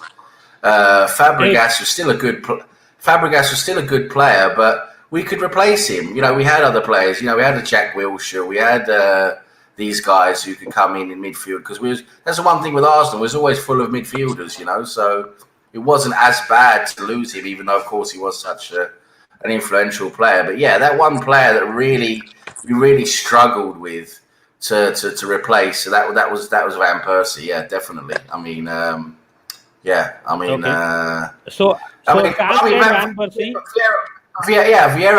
Vieira left a big hole, as in we didn't replace Vieira with that defensive, that big strong defensive midfielder. It was the mistake Arsenal done was not replacing him rather than didn't. That was the thing, not replacing him, but the actual what hurt the player that hurt the most to see go at without thinking of what happened later and everything. For me, yeah, I agree. It has to be Van Persie for me too. Okay. And what was Sankalp's call again? I just missed that. Van Persie. Van Persie. Yeah. Okay, Adam, what is your take? Who is your player? Right, I would disagree with the lads on Van Persie, because Van Persie only had a year left in him, really, didn't he? Before Man United. I think a year and a half, 18 months he was with Man United, I think. Yeah, he got injured again. I'm going to go a little further back. And I've actually spoken to this guy on the phone, because he's mates with the local gambling bloody addict around the corner. Right? Thank God you didn't say Aaron Ramsey. They do some dodgy gambling in the casinos. They know the numbers around it. They're banned from a lot of the casinos around here. But I'm gonna go for Anders Limpar. I think Anders Limpar. Yeah, he's a good player. He was a good player in his time. Yeah. When he left for Everton, I think Everton did offer a lot of money for him at the time. I think his wages doubled as well. Yeah, but he was a quality player. Yeah. I think Arsenal could have had a lot more time with Anders Limpar than what. Yeah, you're back in an old generation of Arsenal there. But yeah, I agree with at that time. If you look back at that time, letting Limpar go was we had to, basically, because of the offer and everything. 3 million, I think, wasn't it? It was that was a lot of money back then. 3 million was a lot of money back then, and Limpar was a very influential midfielder for us, and we didn't really replace him for a long time. And he could score a few goals as well, Sam. Yeah, he could score goals as well. Yeah. I can't debate with a player that I don't remember. I can't debate with a player that right now I'm kind of drunk. So I'm not going to debate. No, I'll tell you what, that was But the good. player- I'll tell you what, that was good because everyone knows all the latest stuff and the latest generation and everything. You know, I think it's good to go back a bit and look at it in a different perspective. That's good. I actually watched Limpar play for Everton because the first full season he played for Everton, they had disaster. They bought Daniel Amokachi. Right? Oh yeah. Mike Walker come from Norwich to be in control Right. of Everton. Right. And I went to Ewood Park to watch them. Yeah, Duncan Ferguson, you know, real good players. And they lost 3-0 to Blackburn, who went on to win the league that Win the league, season. And they were actually bottom after 8 games or something with 0 points. And it was incredible.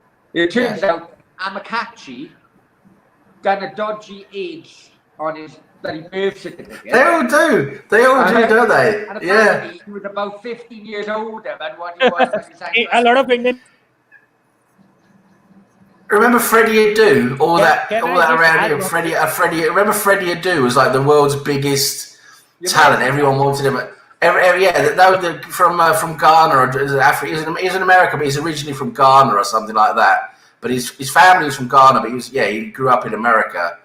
And at 14 or whatever, everyone wanted him. The whole world wanted him, and all that. They say. I think he was like really like 5 years older. Really, that's why he was so good. You know. Well, how about that famous story about Joe Weah's cousin, isn't it? Oh God! Oh my God! What a story that is. They just bought him on a rumour, didn't they? They just bought him on a fucking rumour. Yeah, well, I have heard Graham Souness was manager at the time, yeah? And I have heard Graham Souness's version of the event. Yeah. Right? All of a sudden, Graham Souness has a phone call from George Weah. Apparently, George Weah. It's not George Weah, though, is it? That's what I fell for. They fell for it. It wasn't George Weah. So this apparent George Weah rings him up and says, Graham, I've been watching your teams and you need a striker. Oh, yeah, I got the right striker. I got my cousin. He can come down. No, apparently Harry Redknapp was offered the same player a week before. Of course he would be. You're bloody Redknapp. He was in everything, wasn't he? Yeah, and he come on substitute in the 70th minute.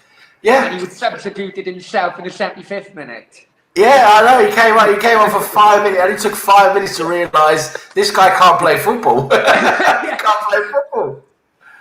Oh my God, what a story that is. It's an amazing story. Then Yaya Sanogo. Sanogo, yeah, the guy who was ready to quit his football career and become a postman. Who? Yaya Sanogo. He was ready to quit his football career because he wasn't getting anywhere. But he was getting ready to quit his football career and become a postman. That's what he wanted to do. And then he comes to Arsene Wenger. Here, come play for Arsenal. There you go. Yes. And unfortunately, there's a guy who done it the other way around. John Williams. He was a postman. He became a professional footballer. And in '97, he was top goal scorer playing for Coventry in the Premier League. Yeah, well, that's back in the day, wasn't it? Back in the day, you could drink 10 pints and play the game, couldn't you? I mean, that was back then, you know. No, I wish Sonogo had taken the Mario Balotelli route to the postmanship. You remember what Balotelli said? Hey, have you heard the story about Balotelli? But there's loads of stories about him. Which one now? Oh, Balotelli, there's loads of stories about him. Story today coming out. Barnsley are thinking of signing him. Barnsley. He's one of these players. He never settles anywhere. He never settles anywhere. Yeah, but he's been everywhere now, hasn't he? The good thing is, Adam, you can keep making videos on him then. I think the Tish is pissed now. If he was here, his internet. No. One of them. He's looking But oily. my- He's looking oily. He's got oily skin now. Nah. No, But he's my worst player. Okay, hold on. My worst player to leave Arsenal that hurt us the most was Thierry Henry. Yeah. Honestly, Yeah, Thierry but he Henry. was like, because he was such a legend. But he wasn't as good after he left us, though, was he? He really wasn't. No, I'll tell you why. Just let me give my reason, Adam. You can complain and whine to the Russian that's coming over, but let me finish. I finished it, man. I finished it. let me at least finish. the reason is we complained about Samir Nasri, we complained about Robin van Persie, we complained about Cesc Fabregas, we complained about Alex Song, all these people leaving Arsenal. But where did the inspiration to leave Arsenal come from? It's all come from Thierry Henry. You go to a Champions League final literally, where you were supposed to win. If not, your legendary goalkeeper messes it up. You could have probably done the same thing in the next 2 to 3 years. But what happens? Henry leaves Arsenal. Yeah. So now, if anyone wants to complain that why did Nasri leave Arsenal, why did Fabregas leave Arsenal, why did Van Persie leave Arsenal, why did even Alex Song leave Arsenal and go to Barcelona? Because they have seen it that a club legend has done so. So then they know. You know, it goes into the mentality. We all talk about mentality and like thinking and thought process. Yeah. Because he did it. It's like he did it, so why can't I do it? You know, it's basically that's Exactly. what it is. Yeah. I think Henry bottled that final, though, didn't he? That's a shame he bottled that final. I mean, he had that chance, didn't he? If he'd have scored that chance, he had multiple chances that final. Yeah, if he'd have scored one of those chances, it'd have been things that I think would have been completely different for him. Regarding After Henry, wasn't it a bit of a situation between him and Wenger at the time? Henry thinking he was bigger than bloody. Well, I think there was definitely a little bit of something between them in terms of Henry was very ambitious. You know, he wanted Arsenal to push on and win. You know, keep winning things, and you could see that the club was not putting the money in there. You know, buying players. You know, not buying the players, not putting the investment in. You know, and I think it was getting to him. You know, it was getting to Henry, and he wanted to win the biggest trophies before he retired. So that's why he moved on. You know, because he could see that after the Champions League final, when we had to get rid of a couple of players and we weren't reinvesting, we weren't buying the same level. He could see what was happening. He decided, well, that's it. I can't continue here. You know, and you know, I understand the guy. So it's a terrible thing. You know, for us fans that he left. But he's a football player, right? He wants to win. He wants to win things. He wanted to win things, so he left. And that started the whole curse that we have, that our captains leave. It was Henry who started. It was the first big captain to leave. Maybe Vieira, but I think Henry was the main. But Vieira was. We could see Vieira was. He was going over the hill. He was going over the hill. You know. Yeah. The thing is, with hard-hitting midfielders, right? And bloody, I'm fucking proof of this. My ankle is fucking 16. Right? With hard-hitting midfielders. But Adam, you will keep saying, you will keep saying we never replaced Patrick Vieira, but we actually had a player, right? We had Diaby coming in with very similar qualities that we got unlucky. But we also had the likes of like Denilson, Song. You know, we had defensive-minded players. They were just nowhere near as good as him. That was the thing. We never had a player who was anywhere near his level. Because instead of buying a player at his level in that position, we bought a striker or we bought a midfielder. I mean, an attacking midfielder. We kept doing that. Defense was never the priority. Never the priority. Yeah, with Wenger, no, it was never the priority. Quick thing before Sankalp adds on.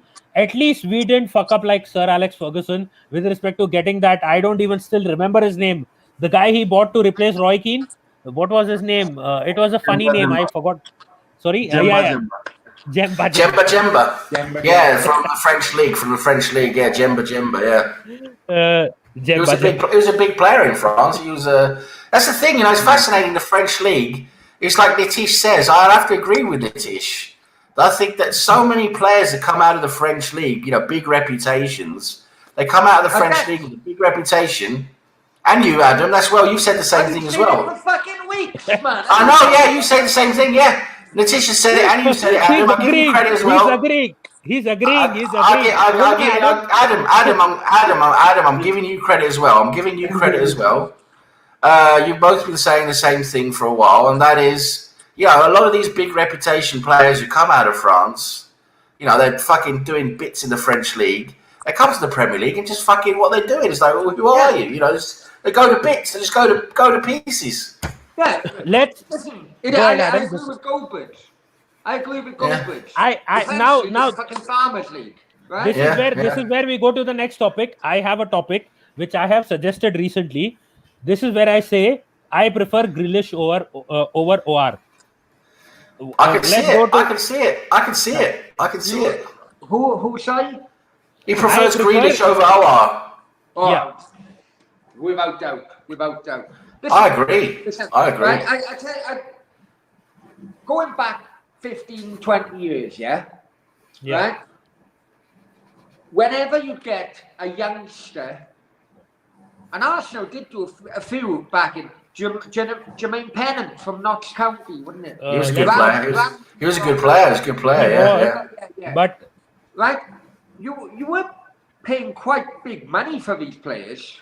For the youngsters, we paid a lot of money for the youngsters, But there was always you were spending money on a prospect.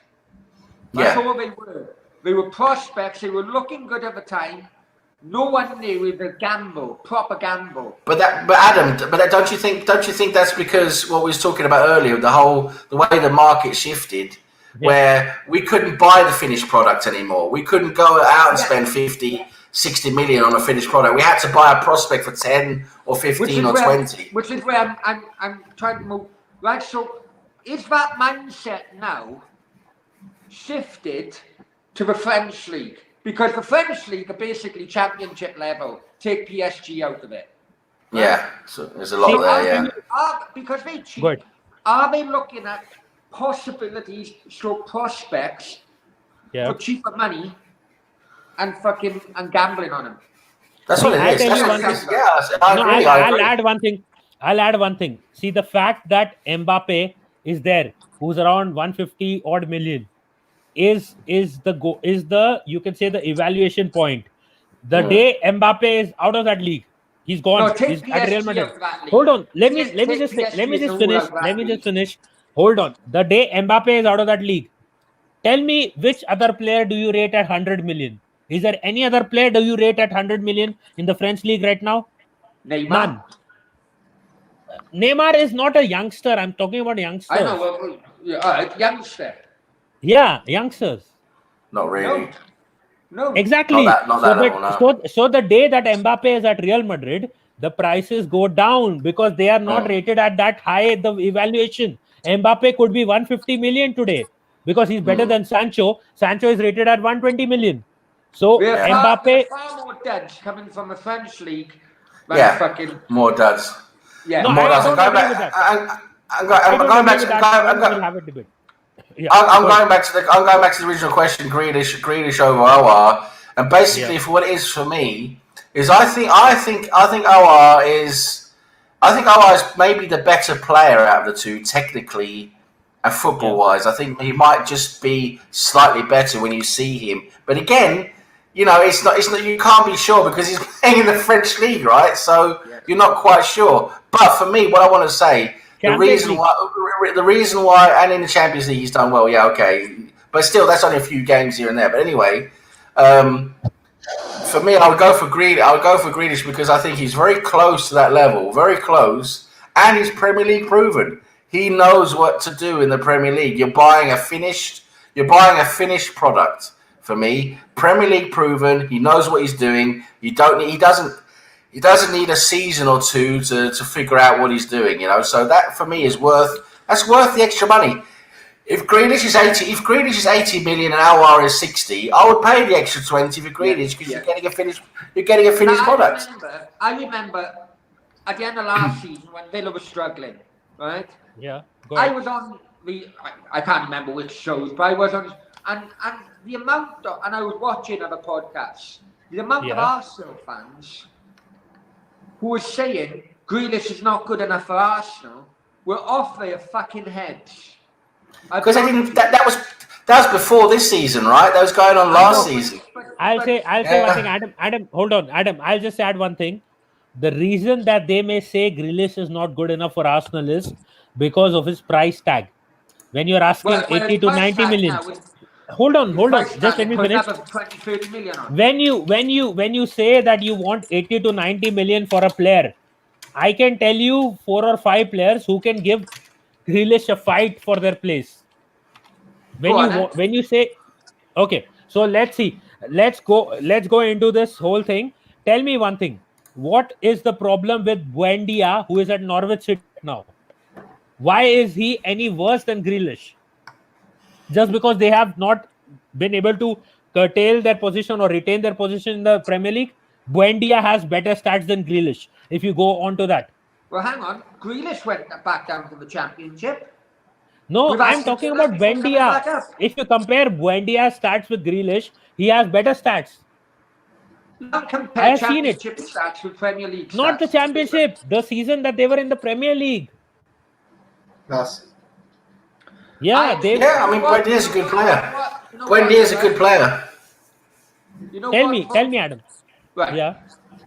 I am dead against stats in football. Oh God. Adam. I look it's at. not. It's Adam. One thing. Before you go on that path. Just one thing. Yeah. One thing. It's not about goals scored. It's not about assists. It's about chances created. He has more chances created than Grealish. Now go ahead. Listen, the only listen. I look at the guys all round play. Positioning is one thing, right? Making runs, which you may not even have the fucking ball at the end of the run, but it's making space. Chances created. No. Go ahead. The only stats I look at, right? Okay. Is the final score and the top goal scorer. Those are the How only can stats I you look at. go on the final score? It all depends on the team. You were giving me bloody assist stats and all this bollocks, right? No, I said chances created. XG. Go ahead, Adam. I'm not stopping you. Go ahead. Right. Yeah. Let me just give you an example of why I think assist stats are correct. Yeah. Yeah. Right. Because you may well have two people from, for example, and I know this is a fucking point, right? Ozil has the ball, right? Who? In the middle, right? You got two Arsenal players making false runs to create the space. Yeah. They don't have the ball, so they don't have the assist. But in my mind, they made an assist for that goal, for the ball to be played into the space it was being chances created. No, it's like tackling. It's like centre defending tackling. He made more tackles. Well, hang on. It could well be because he was in a bad position in the first place, but yet he recovered. Adam, I'm more drunk than you. But I'm saying chances created. I'm saying chances created. Well, chances created. What chances created? As in assists, you mean? What the fuck is a chance? As in potential assist. It's up to the forward or the attacking player to finish it off. Right. So an assist, man. You say chances created. Yes. Assist. Potential assist. Yes. No, Adam. Let me just explain. What he's talking about is when a player creates a chance for someone else. He's basically laying on a scoring chance. It doesn't necessarily have to result. It doesn't have to result in a goal. Only an assist is when it becomes a goal, right? An assist is when it becomes a goal. Right. Okay. But a chance created is when you passed the ball that should have been a goal and it wasn't as well, right? So it's that. Hey, I'm still an old-fashioned head, and right. Okay, but to me, going on that but to me is what I said earlier on. If you've got two guys making false runs, which then creates defenders to go with them, creating a space for the guy with a ball to put it through for a chance, Those two guys who made the first shots are just an important part of that move, and the guy who Yes. was fucking putting the ball through. Yes. And that is why I don't believe in all these fucking bollocks. Okay, I have a is- question. Go ahead. Before Sankalp will go ahead, then I'll ask a question to Adam. Go ahead, Sankalp. Problem with stats is right. When we think of stats, we only think of goals, shots on target, or assists, right? Very simple things, right? Football metrics has improved far deeper, right? It has not come to the common public. A lot of teams have started deeper insights, right? Like the things that you are saying, right? Whether a person has been in a wrong position before going into a tackle, we should see all those things differently, and those things are being seen differently, right? So all those metrics are getting developed. What I'm saying is, not all metrics will be available, not all information will be available for us today, right? But that does not mean that data is incorrect, right? That just I means have a data. question for Sankalp with respect to this. Hold on, I have a question. So, if someone says chances created, would you go onto that stat as to say that the player who was supposed to create the chance has created the chance, but it is now up to the player who's receiving the ball to finish it off? Of course. That's why when you think of stats like chances created, even like Sam was saying, you have XG, you have XGA, right? The probability of pass resulting in a goal, right? So there will be evolution of data. No data starts from being awesome, right? It's like football. When you start something, it starts at a very basic level, then it's keeps iterating, it goes into the deeper metrics and keeps getting better. So I think football analytics is still at a primitive stage. It is still getting developed, but it does not mean that it is bullshit. I feel it basically means to understand that the data. Hold on. One question to Sam, one question to Adam, then I go to Sam before he has to drop off because he's going to another podcast. Adam, the first question to you. I am asking you, do you not believe that in the Premier League or in the Championship, there are better players than Jack Grealish? At this moment in time, Yeah. form-wise, no. None at all. You think there is no one better than Jack Grealish? He's the holy grail of midfielders. Yeah, I'm asking you. Yeah. Form-wise, In form, there's no terms of one he's in better form. at the moment. He's in form at the moment. He's in form. Yeah. Okay. Yeah. My second question to add This to guy that. is going to be the next Paul Gascoigne, I'm telling you. No, but what happens exactly, Sam? What happens when that form drops? Form doesn't last forever. He's still a good player. Yeah, I agree with you, Sam. One question again. Second question to Sam. Sam, do you think Jack Grealish is exactly what Arsenal needs right now, or we can do with other players? This is the second question. I think Jack Grealish is a very good. I think Jack Grealish is a very good signing for Arsenal if he comes to Arsenal, because he's an attacking midfielder who can link up very well with our forwards. I mean, he's a good player. I mean, I'm not saying he's the only player.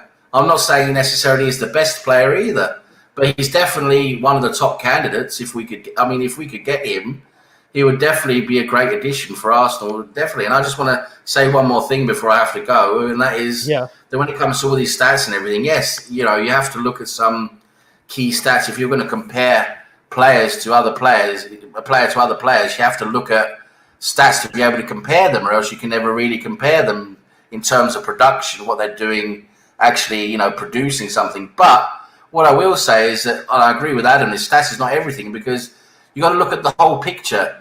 Stats are only looking at one part of his play. Yes, okay, say for example with Buendia, I'll be honest with you, I haven't really seen very much of Buendia. What I've seen of him, he looks good. I haven't really seen that much of him. But if you're saying his stats are better than Grealish's in terms of key stats for production, okay. But then look at the whole picture, right? Is Buendia as good as tackling, intercepting? Is he as good holding back defensively in defensive positions? Is he, is his work rate as good? There's so much. For me, I look at a player, I use my eyes. I say, okay, does this player play a good game? Because there's so many times when, if you just look at the stats, you'll see that if you just look at the stats after a game without having seen the players play, you're just looking at the stats. you'll see something like, you know, some player will be like the best stats wise, but you remember them if you saw them play, be like, what? They had a bad game because they did other things, you know, wrong or whatever, positionally wrong and things like that. They did some bad things, but because they created a chance or whatever, all of a sudden they're the best player statistically. You know, stats can be very misleading that way. They really can. But yes, but West, yeah, if you just look at one thing in terms of production, you have to compare players, okay? But if you're buying a player, you're recruiting a player, you have to look at a lot more. You have to look at the whole picture and do they fit into the system? Do they fit into the formation? Do they fit into the way we play? Do they fit in, you know, in terms of mentality and attitude? You know, there's so many more things you have to look at. There's the whole picture. You know, unfortunately, Sam. Before you go ahead, hold on. Adam, okay, go ahead, Adam. Go ahead. Unfortunately, that is a result of. I'm not degrading, but we all watch football on TV, so we all part of this. But the TV cameras just follow the ball. They follow the ball. They zoom in on a ball, and obviously you can see someone making a defense splitting pass. Yeah. But what they don't do until it's analysed later on is see people making false runs to split the defenders in the first place. So you see a lot of off the ball stuff. A lot of off the ball stuff. You don't see all the off the ball stuff. Exactly. Yeah. Before Adam, hold on. Before Sam leaves, because he has to go, I want to ask one question which only Sam will answer. Sam, you know Grealish is around 80 odd million. That's his price range, isn't it? Yeah. Please tell me 3 players that you think will be better for Arsenal. I'm not saying in his position. I'm saying according to you will be better for Arsenal who we should buy rather than buying Grealish. Can you name 3 players? My favorite. I'll tell you my favorite player. Yeah, sorry. Yeah. I'll tell you my favorite player. If I could buy one, if I could buy one player in Europe now in the midfield position, I would buy Goretzka for Bayern Munich. Goretzka, I think, is listen. I'm not arguing with you. I think he's a fantastic player. Yeah, I think he's a fantastic player because he is just as good attacking as he has defending, and he scores goals. I know you say he's a bad finisher, but since you said that, he scored like 4 or 5 goals. So you know he's a very good player, and very underrated. Everyone talks of Szoboszlai, Grealish, whoever, but Goretzka, for me, he is a fucking ace player. I'd love to have him at Arsenal. I'll just say one thing with respect to that. He was actually a winger who has been accommodated into the midfield. Yeah. I don't mind a player proving me wrong with his goals or with his finishing or with his link-up play. I don't mind that. But I say what I see in that game. Of course. Yeah, over a term of few games. Now, the next thing I want to ask you said Goretzka. Apart from that, any 2 other players that you would prefer over Grealish? Maybe not prefer. Or equal. I think Szoboszlai looks good. Okay. I think he looks really good. Hold on, Adam. Adam, let Sam. I also think Aouar looks good as well. He looks good from what I've seen in the Champions League and that. Okay. So anyway. you would be happy if any one of the 3 comes in or any one of the 4 comes in at Arsenal, right?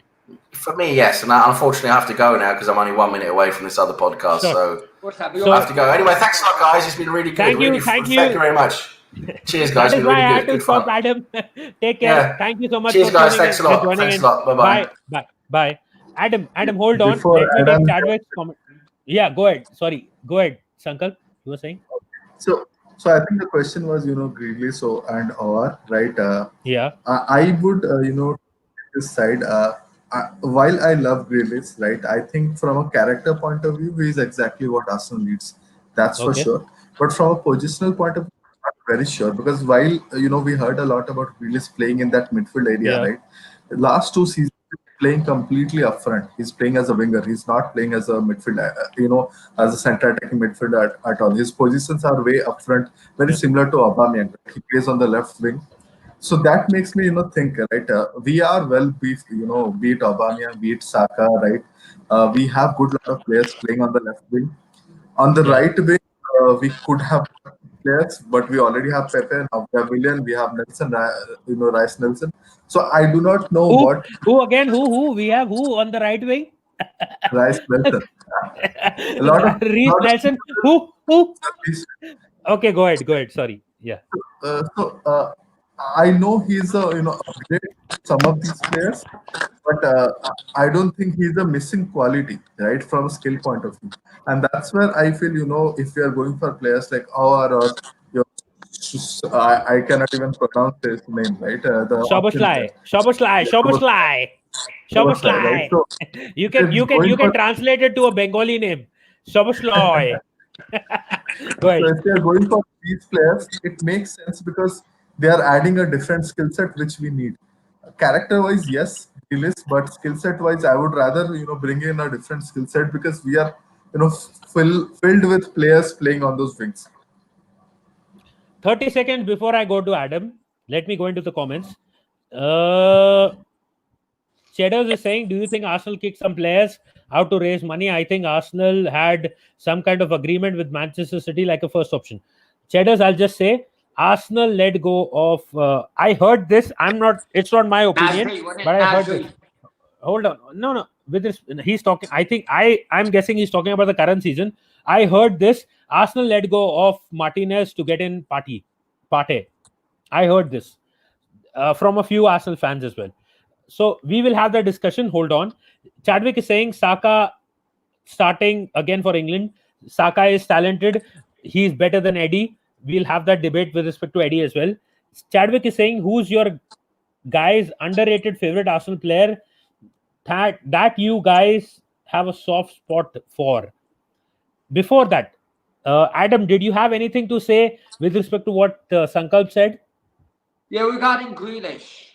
Yeah, Grealish. Go ahead. Right. I also think Grealish's game has improved because he also has what's his name on loan from Chelsea now. Barkley. Yeah. So if I was Arsenal,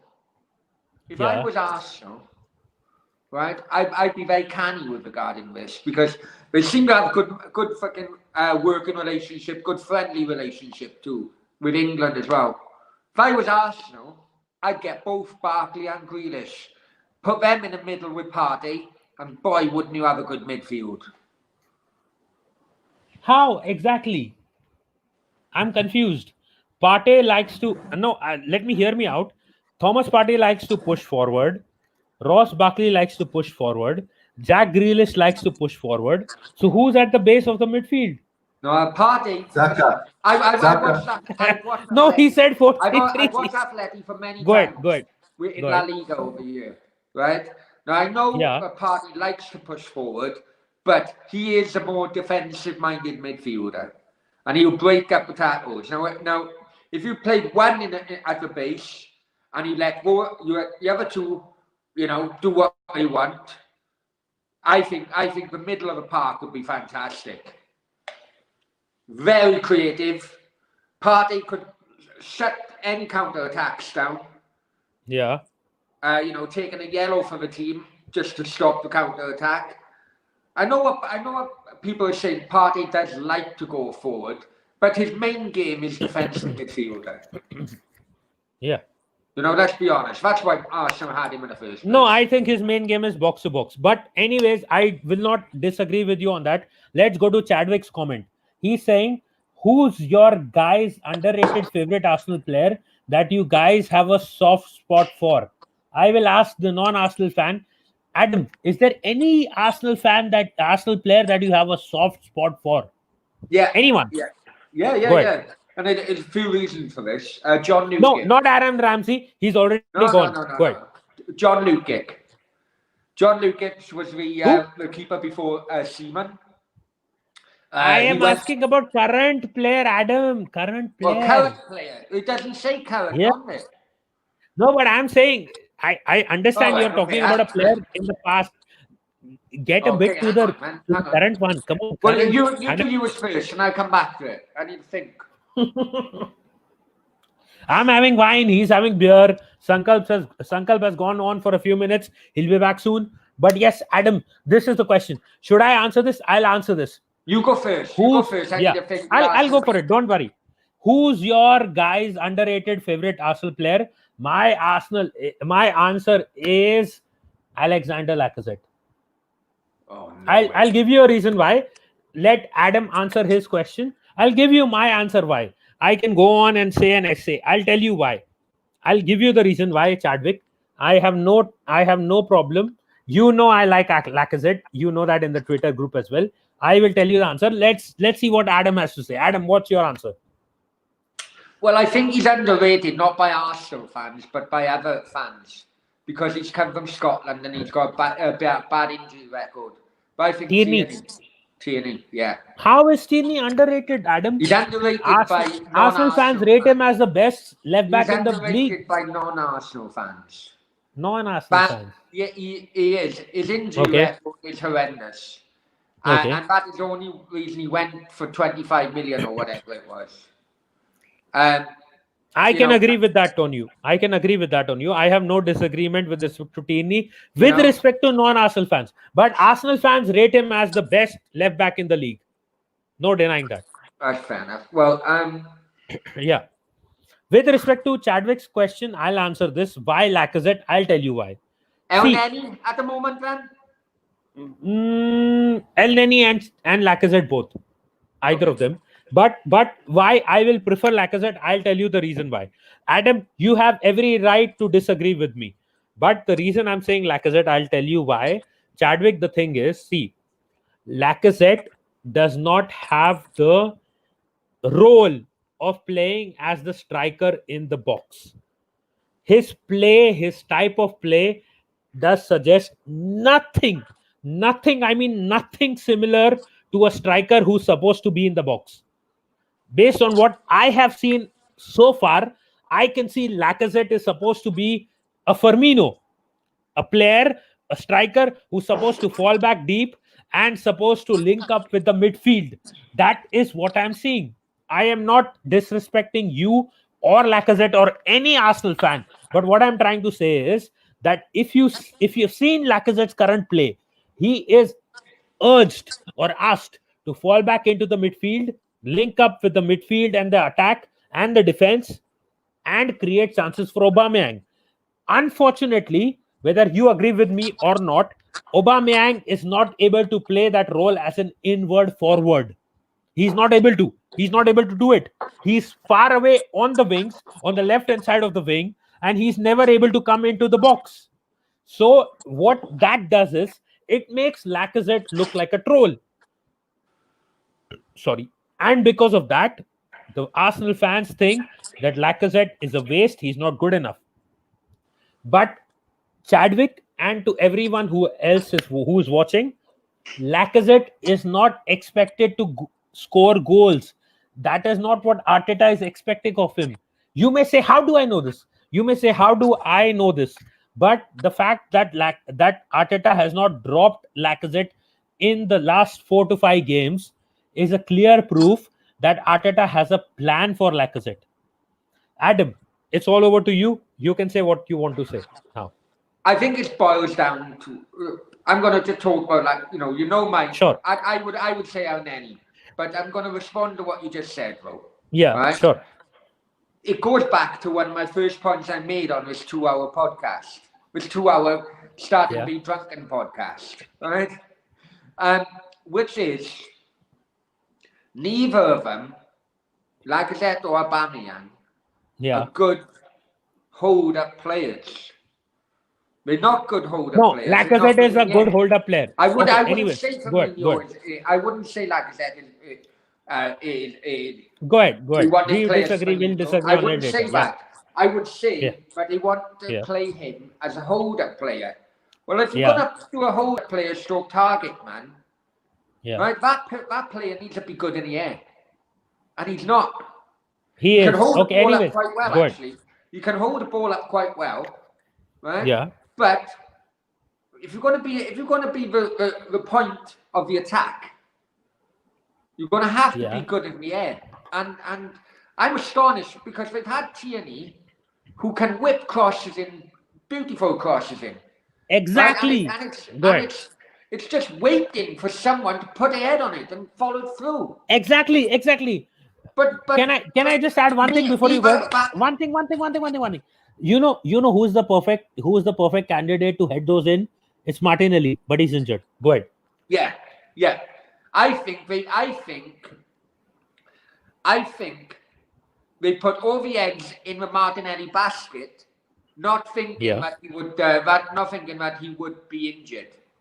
And the moment he was injured, Arsenal plans went right out of the window. That's my opinion. But Disagree. Have a backup.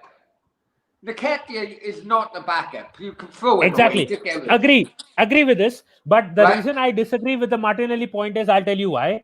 The reason I disagree with the Martinelli point is because Arteta had the chance of playing Martinelli, but he dropped him till he got injured. You know it too. Yeah, but I also think that's managing. No. He thought that Martinelli is young.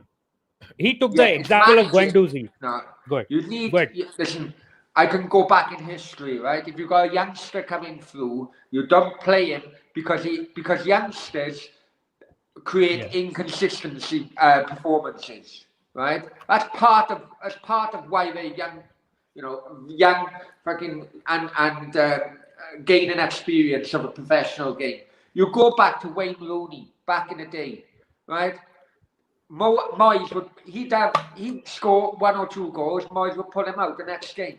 The last thing you want is youngsters thinking they're better than what they are, giving them so big egos that they don't concentrate on the pitch in years to come. And we can go back in many, Rabel Morrison is one of them, right? And I'm going to say this, so people may not agree. But the latest one is Mason Greenwood. Right? With respect to what? Greenwood with respect to what? Please repeat again. Well, if reports are correct, turning up to training pissed, turning up to training late, not even bothering turning up to training. I'm not going on the other so-called reported things. Right, because Manchester United have already sent me a bloody legal letter about it. But if you give a youngster too much game time, their egos explode. No, disagree. Go ahead. They do the test. I've seen go it ahead. I want to hear your point, then I'll counter it. Please say. Go ahead. Years ago, the class of '92, right? Yeah. It included a player called Lee Sharp. I don't know if you know Lee Sharp. No, I don't know Lee Sharp. You can reference Sylvian Wiltord. Well, no, right? Anyway, any other player? They had a party. Okay, go ahead. I'll counter you on a player that I don't remember. Go ahead. We had a house party, right? And Alex Ferguson found out where the house party was. Yeah. During the middle of this party, he stormed the house, kicked the door in. Right? Mm-hmm. He went to town with all the players, which included Scholes, Giggs, Beckham, and all of them. And he also included Lee Sharp. Now back then, Lee Sharp was performing better than all of them, scoring goals big time. Right? Okay. But when Ferguson sent them back and gave him a rollicking, he was the only one who rebelled against Ferguson. And when he rebelled against Ferguson, he thought he was bigger than what he was. And he ended up going to Leeds, ended up going to Sampdoria, I think, as well. Because, quite frankly, because he wasn't grounded mentally, his career just went out the window. I understood. Just give me 30 seconds. 30 seconds, okay. Adam. 30. I am listening, okay?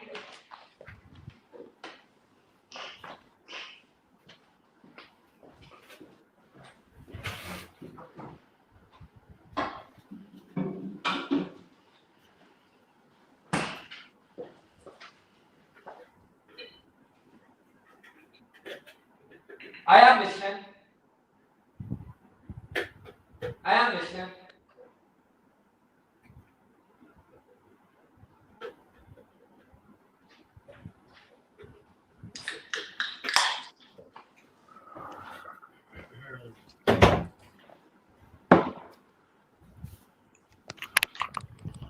Yeah, Adam, go ahead. Yeah. Sorry about that. Oh, fucking! I'm drunk. I know one thing that casket. No, it's like you can say what you want to call it. That cassette is gonna fall down, whatever it is. Anyways, see, What? I appreciate. Yeah, go ahead. No, but can you see the point I'm trying to make?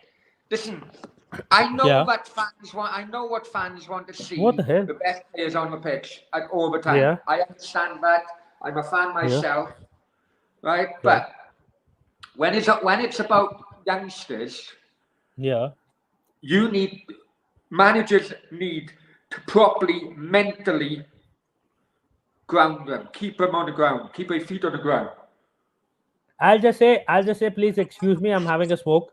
But yeah, what I want to quickly add is, Ravel Morrison is a prime example of it. yeah, I'll just quickly add that Chadwick is saying, who's your underrated Arsenal player that you guys have a soft. We already had that. We already did that. Chadwick, Cheddars is saying, wasn't Jermaine Pennant the most expensive teenager ever at Arsenal at like 2 million? How times have changed. Yes, exactly.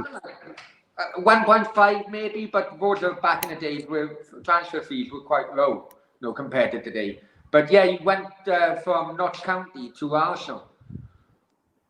No, that is. I think, to be honest.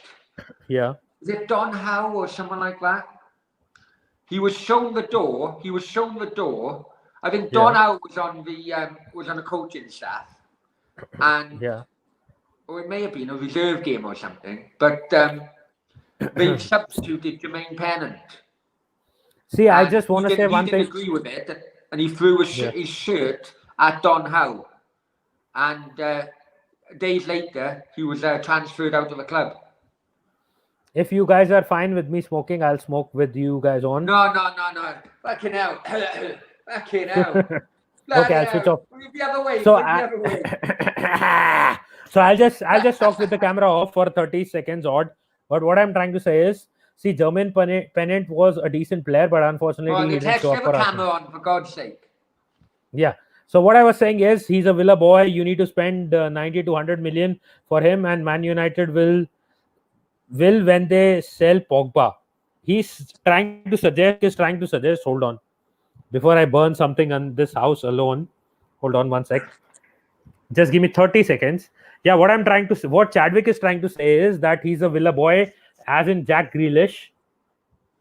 Yeah, I've always, in all fairness, I've always said. Done. I'm fine.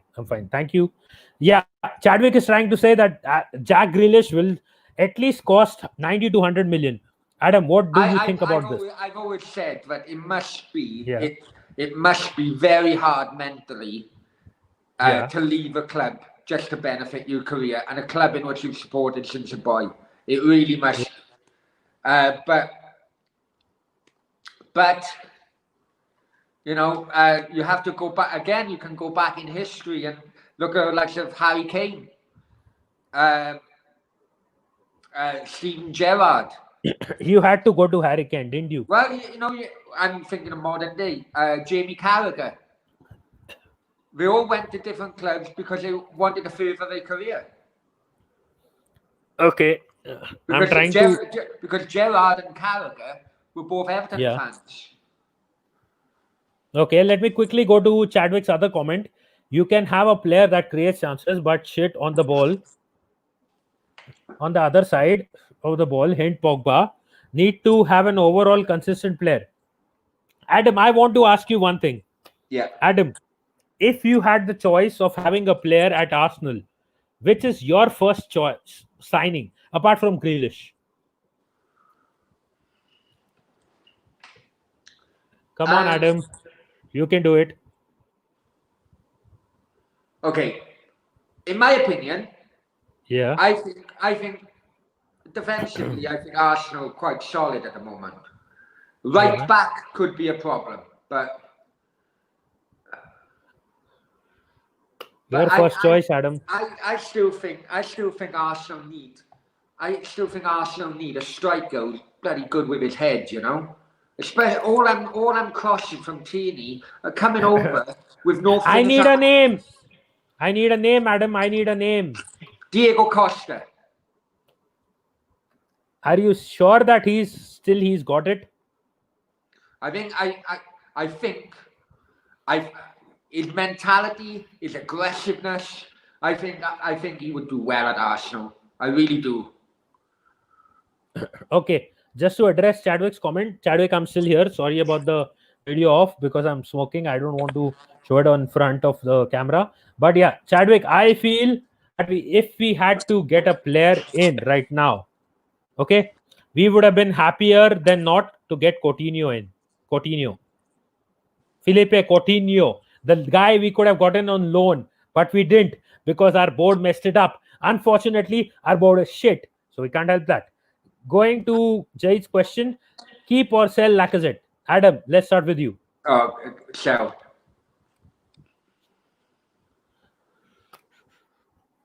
And I will disagree with you. Keep. Adam, your reasons why you would sell Lacazette. Please go ahead. Because I think Lacazette and Aubameyang are quite similar players, really, and you know, you need a different option up front, and that's why I mentioned Diego Costa. You know, that's why. Okay, so if you could do a straight swap, so you would sell. If you can do a straight swap with Atleti, Lacazette for Diego Costa, I'm telling you, those Francis Tierney crosses would be met on the end of an aggressive, nasty bastard, as in Diego Costa. I'm telling you, Arsenal goal scoring record will be much better. Okay, I'll just give you an update before I go ahead. That we have started communication with Dominic Szoboszlai, and hopefully we get him in January. Anyways, so Adam is saying that he would sell Lacazette for Diego Costa. Now, but do you know, Adam, one thing, that we can get Diego Costa very cheap priced. No, I'm not saying that. I'm saying we could get Diego Costa for a very cheap price. That is what I'm saying. Yeah. But then again, how much would you get for We don't need to sell Lacazette. We don't need to sell Lacazette for that. That is what I'm saying. I think mentally, the squad needs a Diego Costa character in the dressing room.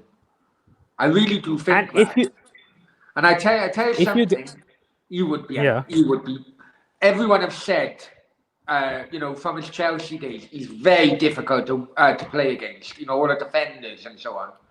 I'm telling you, he would be a brilliant plan B for Arsenal. Brilliant plan B. See, I am not denying the fact that we would take Diego Costa. I would take him as well. But I think we don't need to sell Lacazette for that. The next question, again for you, Adam. How is the lockdown in Spain? This is all you, not me. Tell me about it. Tell us about it.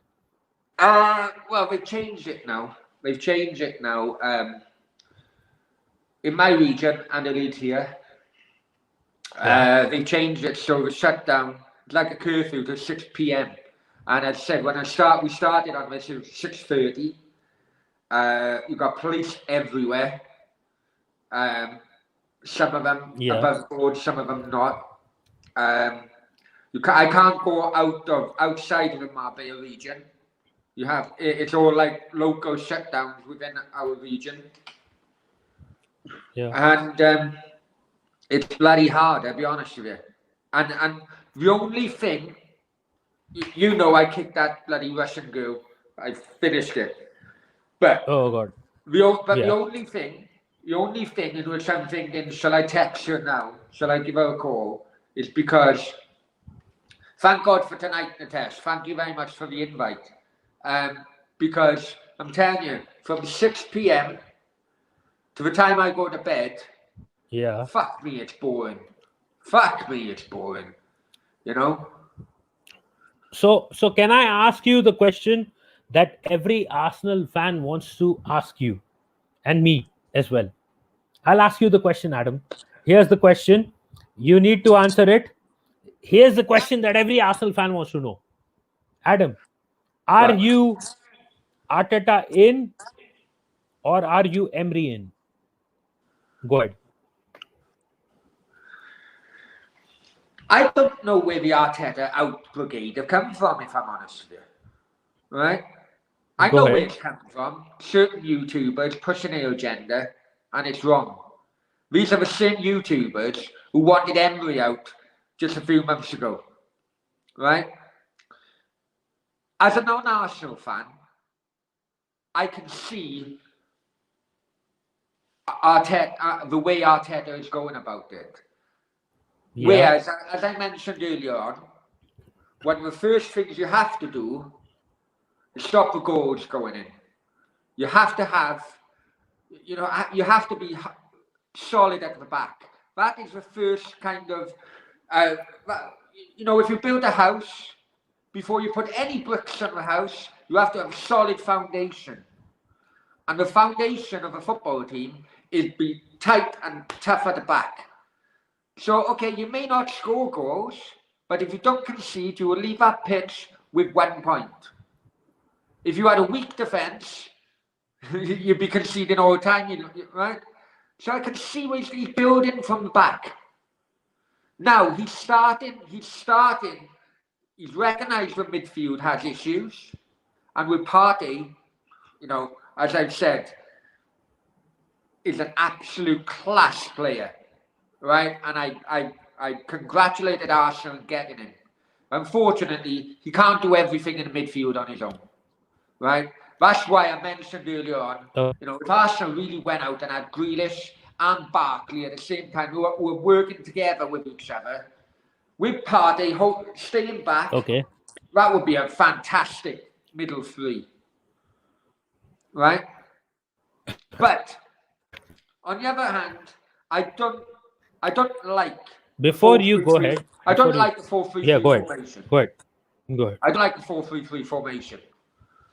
I would prefer something like a 4-5-1 with a little bit of a diamond type of thing, but the wrong way around in the middle.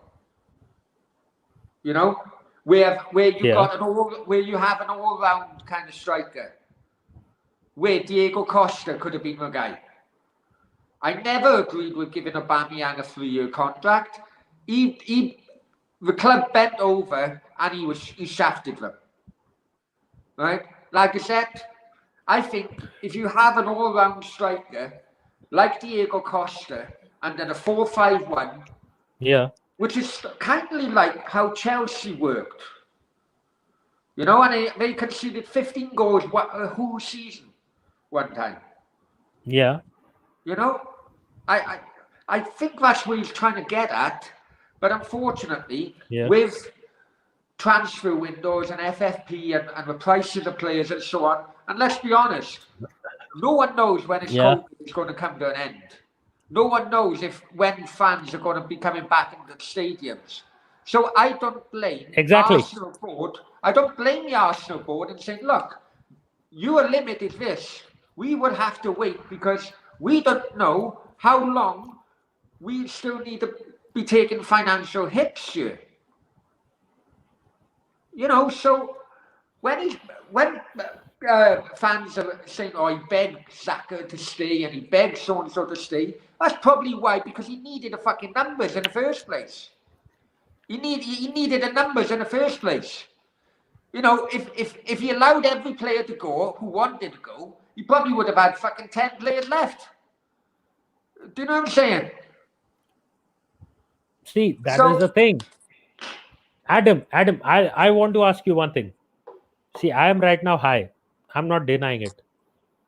Would you agree to Arteta in, or would you say Emery in, or would you say Arteta out? What is your stance? Tell me. Arteta in by a country mile. Okay. What is the reason? Arteta in by a country mile. This guy Why? has What is one the full reason? season and he brought the FA Cup. For fuck's sake. Do you know what I mean? And he's had a hard road to Wembley and getting to that FA Cup final. This is where I appreciate you. Who are claiming Arteta out at the moment, absolute fucking disgrace. And they're not really fucking Arsenal fans, if you ask me. I would like to add one thing. Adam, hold on. I would like to add one thing. If anyone tells you Arteta out, do me one favor.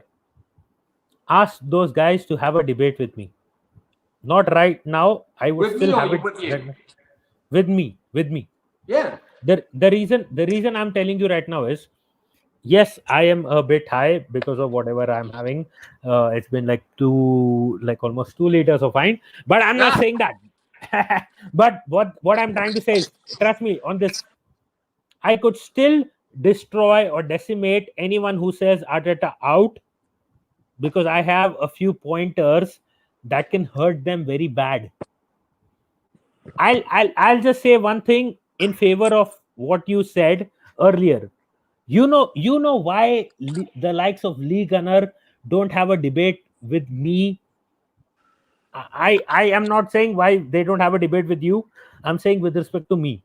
I appreciate you. I'm not denying that, but I'm just saying why they don't have a debate with the likes of me.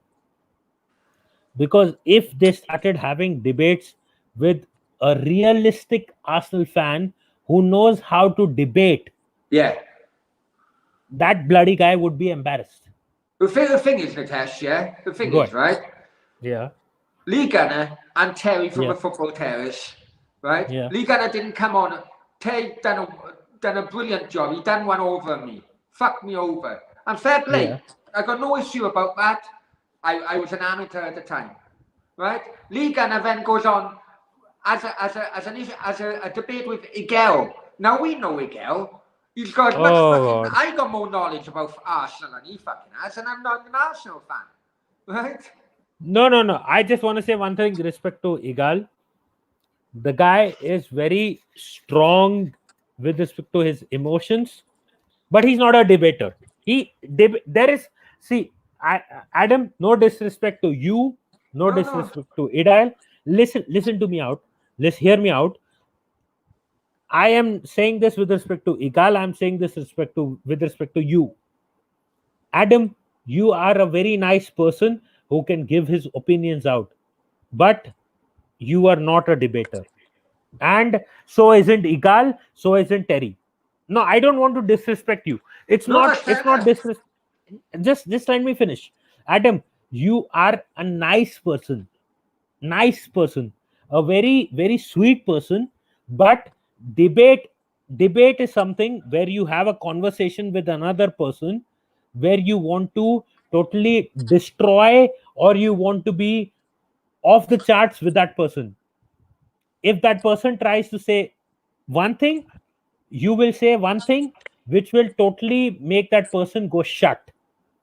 I'm being honest with you. Can I defend myself? Yes. Just let me finish. And you can. I'm not going to take you away that right. When you went on with Terry, the Football Terrace, okay, I am just saying with respect to my point of view and a few fans. I'm not saying all fans, but I'm saying a few fans.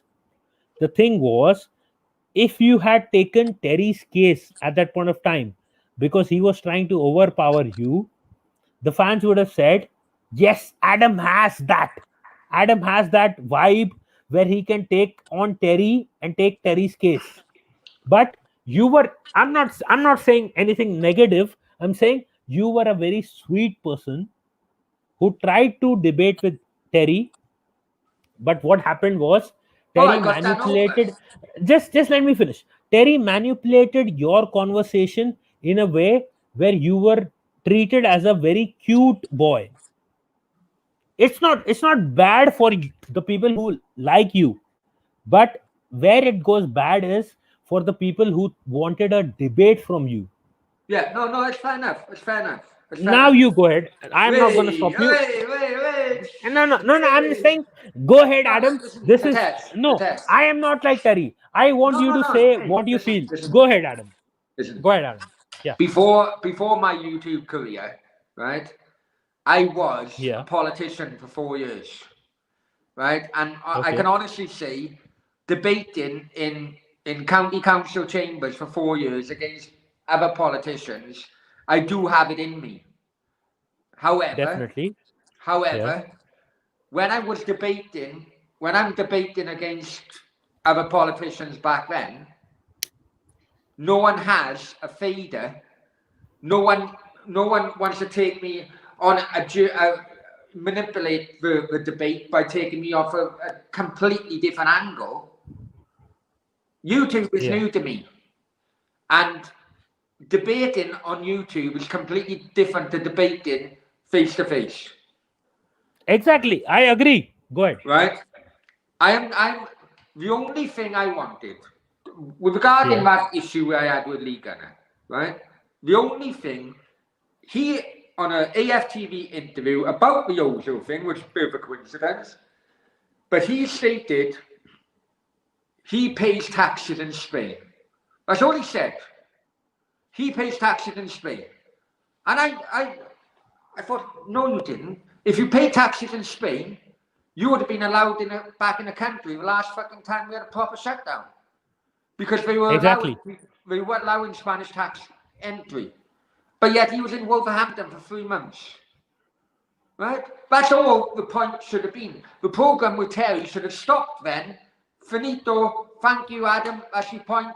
You've made it. You caught Lee Gunner out. But no, Terry took me on some fucking mad marathon of fucking points and caught me out because I was hit on the back foot. I didn't even know where some of the points were coming from. Exactly. But that is the only reason why, that is the only point I ever tried to make with Lee Gunner, was the fact that he claimed on AFTV that he was Spanish tax payer, right? But yet, I found him out that he wasn't. Exactly. That should have been it. The programme with Terry should have lasted about 1.5 minutes. But he made me look like a cunt. And 30 seconds. 30 seconds, Adam, hold on. Shane D is asking why you smoke, man. Shane, it's my choice. I appreciate your support. Thank you so much. I am listening. Yeah, good. Adam doesn't smoke. I smoke. Adam doesn't smoke. Adam is a very nice guy, and I smoke. It's my choice, and I don't smoke often. I smoke sometimes. If you want, I'll switch off the camera, but you're not here. So, anyways. But can you see my point I'm making? Adam, I have supported you. Okay. What was my opinion? I'll tell you on that. I was like, I hope. Listen, Adam. My opinion on that was, I hope Adam gets me on, because I can support Adam and I have a few points. The same thing was my thought process with respect to Terry. Terry on Claude's channel was embarrassing himself. It wasn't a debate. I'll say this. I'll say this 100 times. You'll have to start again a little bit. I was saying, Adam, with respect to your debate, with respect to Terry's debate, I am saying this openly, that it wasn't really a debate. Lee Gunner was dominating. With respect to your debate, I am telling you one thing: Terry was supporting Lee Gunner. Oh, without doubt. Yes. Without doubt. If it was someone who didn't give a fuck about Terry and his Arsenal or whatever, man, his football terrace, like me, because I got more people following me on Facebook, I would have taken Terry's case, because why the fuck are you supporting one person who's not even worth it? Because Terry is a fucking subscriber chaser. Adam, that is what I'm trying to say. You know? Adam, that is what I'm trying to say. Hold on, one sec. Let me can this cigarette, because people are asking me to. I'll say this as well, Natesh. Go ahead. Yeah? Go ahead, Adam. I'll say this as well, right? Listen, you're talking to someone who's adopted from a child, rejected from his birth parents, right? Who? Terry? Me. Right? Okay, you.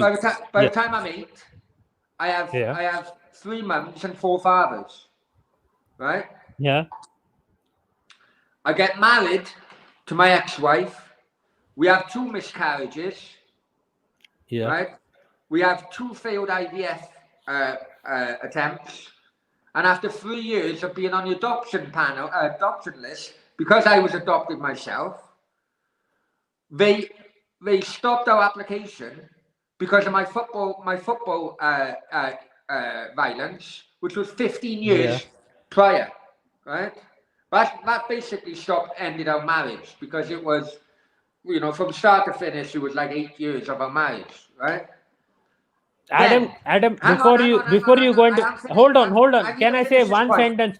I need to finish this point. Go ahead, Right? Go ahead, Adam. Then, my last proper girlfriend over here, right, lies to me, says, look, I need to go so-and-so for, right? And then so I pay, and then all of a sudden she has an abortion, which I didn't know about till she come back home and I found the paperwork, right? So basically, I would value being a dad. That is my point. I don't care what hurdles are in front of me, whether it's financial or fucking people. I do not care, right? This is where I have issues with Lee Gunner.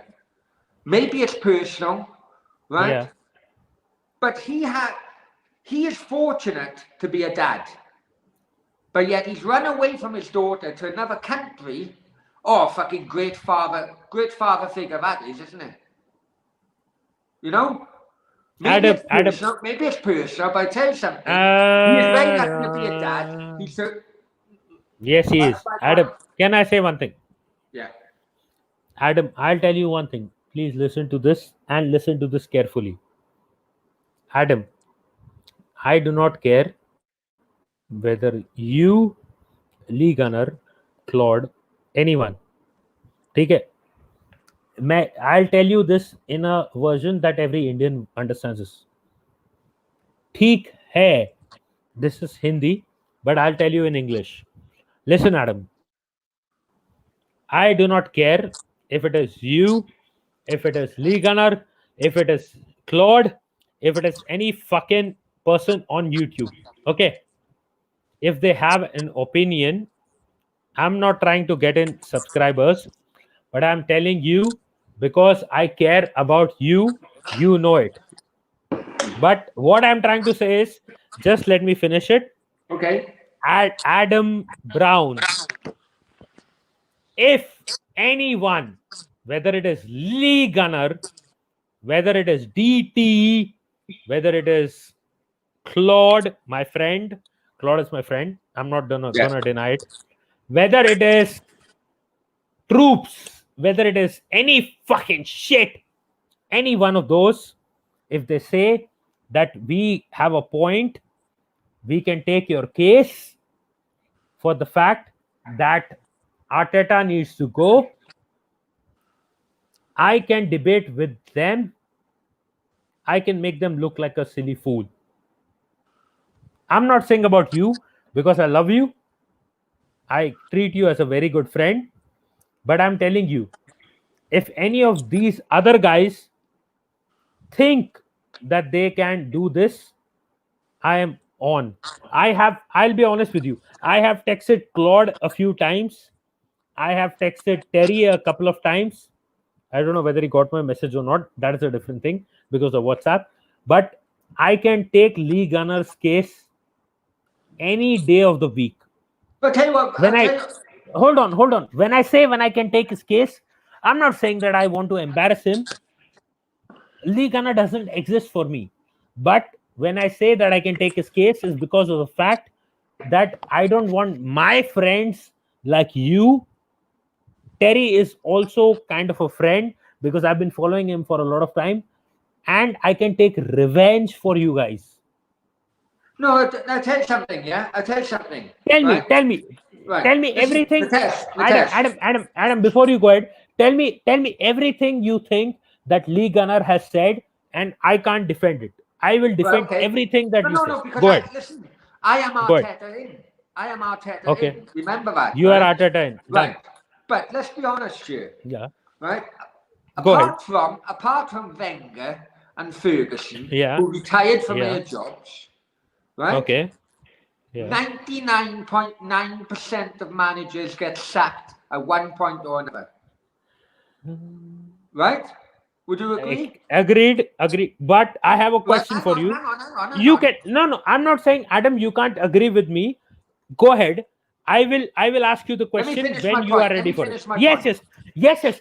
I will ask you the question when you are agreed to ask. When you are ready for me. 99.9% of managers says that. Right. Yes, they do. If Lee Gunner takes the position of Arteta out before a ball is kicked, at one point, he's going to be right, because at one point Arteta is going to be sacked. No, and then he's going to turn around and say to people, "Oh, I told you so. I told you so." That's a fucking easy position to take, and all these people are fucking blinded to this. Can I reply to that? Yeah. Tell me. Okay. If you are not looking at me, this is me. But yeah, now I'll reply to you. Yeah, I'll tell you why. See, you know what Lee Gunner says? I'll tell you what. Lee Gunner says that Arteta needs to be out. Do you agree? He did say that, yeah. He said that before a ball is kicked. Exactly. Does he say that I wanted Emery, but I don't want Arteta out? Does he say that? No. Then what does he say? You tell me. He constantly compares Emery to Arteta. Exactly. It's like comparing apples with pears. No. I'm not saying what he compares what to what, but according to you, he says that Arteta should be out, but Emery should have been in, right? Yeah, but he was on the Emery out bandwagon. Yes, I agree. I'm not saying that. I'm saying what he says, according to you, Adam, is that Arteta should be out, but Emery should have been in, right?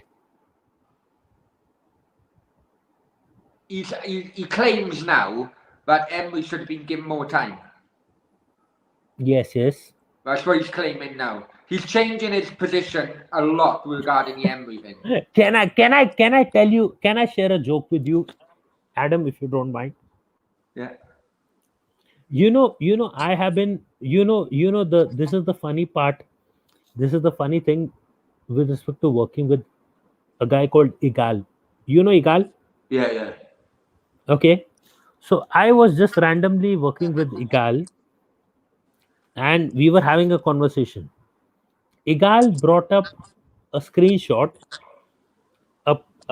you can say a showing which suggested that Lee Gunner said, give Arteta time, give Emery time, which was gone, but give Arteta time. Igal has this screenshot with him. I'm not saying that trust me. I'm saying just believe in what I've just said. Yeah. Igal has it. Igal has it. Igal has a screenshot of Lee Gunner saying that you need to give Arteta time because Arteta is going to be a good manager. Igal has this. So why didn't he bring it up in the conversation he had with Terry? He's holding it. He's protecting it for the right time, Adam. Oh, come on. That would have been... I have no, Adam. I promise you, if you want me to put any promises down on you, I am telling you, I have seen that Igal has shown us Lee Gunner's recent, no, I'm not saying recent, current, but he has shown Lee Gunner's status, which shows that, guys, we need to back Arteta because Arteta is going to be the game changer. Now you told it on live. Now you told it in a live show. Adam, I am telling you, live show or not, Igal has that proof, and he is going to expose it. I am telling you. I'm not telling you. I'm not telling you to show you down, Adam. I am telling you because I know I have seen it in the backstage. But fuck Lee Gunner. Lee Gunner is a nobody. I know. Unfortunately, listen. Go ahead. I'm gonna have to make a move because you're getting too pissed now. No. I am. Adam, I respect you. Adam, I respect you. I will tell you one thing. Adam, I'll tell you one thing. Go on. I just want to tell you one thing. I love Jahid. I love this guy called Shane. I love James. I love everyone who's been in the chat. But I am telling you this for you, Adam. Okay? Igal, who I have been talking regularly with, Yeah. he has proof that Lee Gunner said back Arteta. Good. He has no just hear me out, Adam. Just hear me out. He has proof that Lee Gunner said that Arteta will be our next manager or whatever. He said all this nonsense. I'm not trying to defame you, Adam. See, Adam, I don't have hold on. I have all that proof and all that shit. Okay, Adam. I am never going to defame you in any way. But I know one thing that I've seen Igal have this proof. Fuck Igal. I'm not saying Igal is the whole global trinity or whatever shit. But what I'm trying to tell you is that Lee Gunner will get fucked in his ass. And not from me. And not from me. No, not from you. Not because Claude supports him. Claude is like a father to me. I love that guy. But I'm telling you, Lee Gunner has made some mistakes, and he's gonna get into trouble with respect to that. Well, to be honest, he's threatened me with violence. So I'm fucking game. You can come over and bloody film it for you fucking channel as well. Adam, I'll write it down for you. If you want, I'll send it to you via WhatsApp. If you want, I'll send it to you via WhatsApp. Yeah, I'll text it to you. Hold on. Listen to me. If you want via WhatsApp, you can take a shit. Just listen to me 30 seconds. I will send it to you via WhatsApp. If you want it, I'll send it to you via Twitter. Lee Gunner can't take my case. I am saying this. I am promising you this. The reason, just listen to me. The reason Lee Gunner can take Terry's case is because he's not good at debating. Unfortunately, he's shit. He's crap at debating. Terry, the one from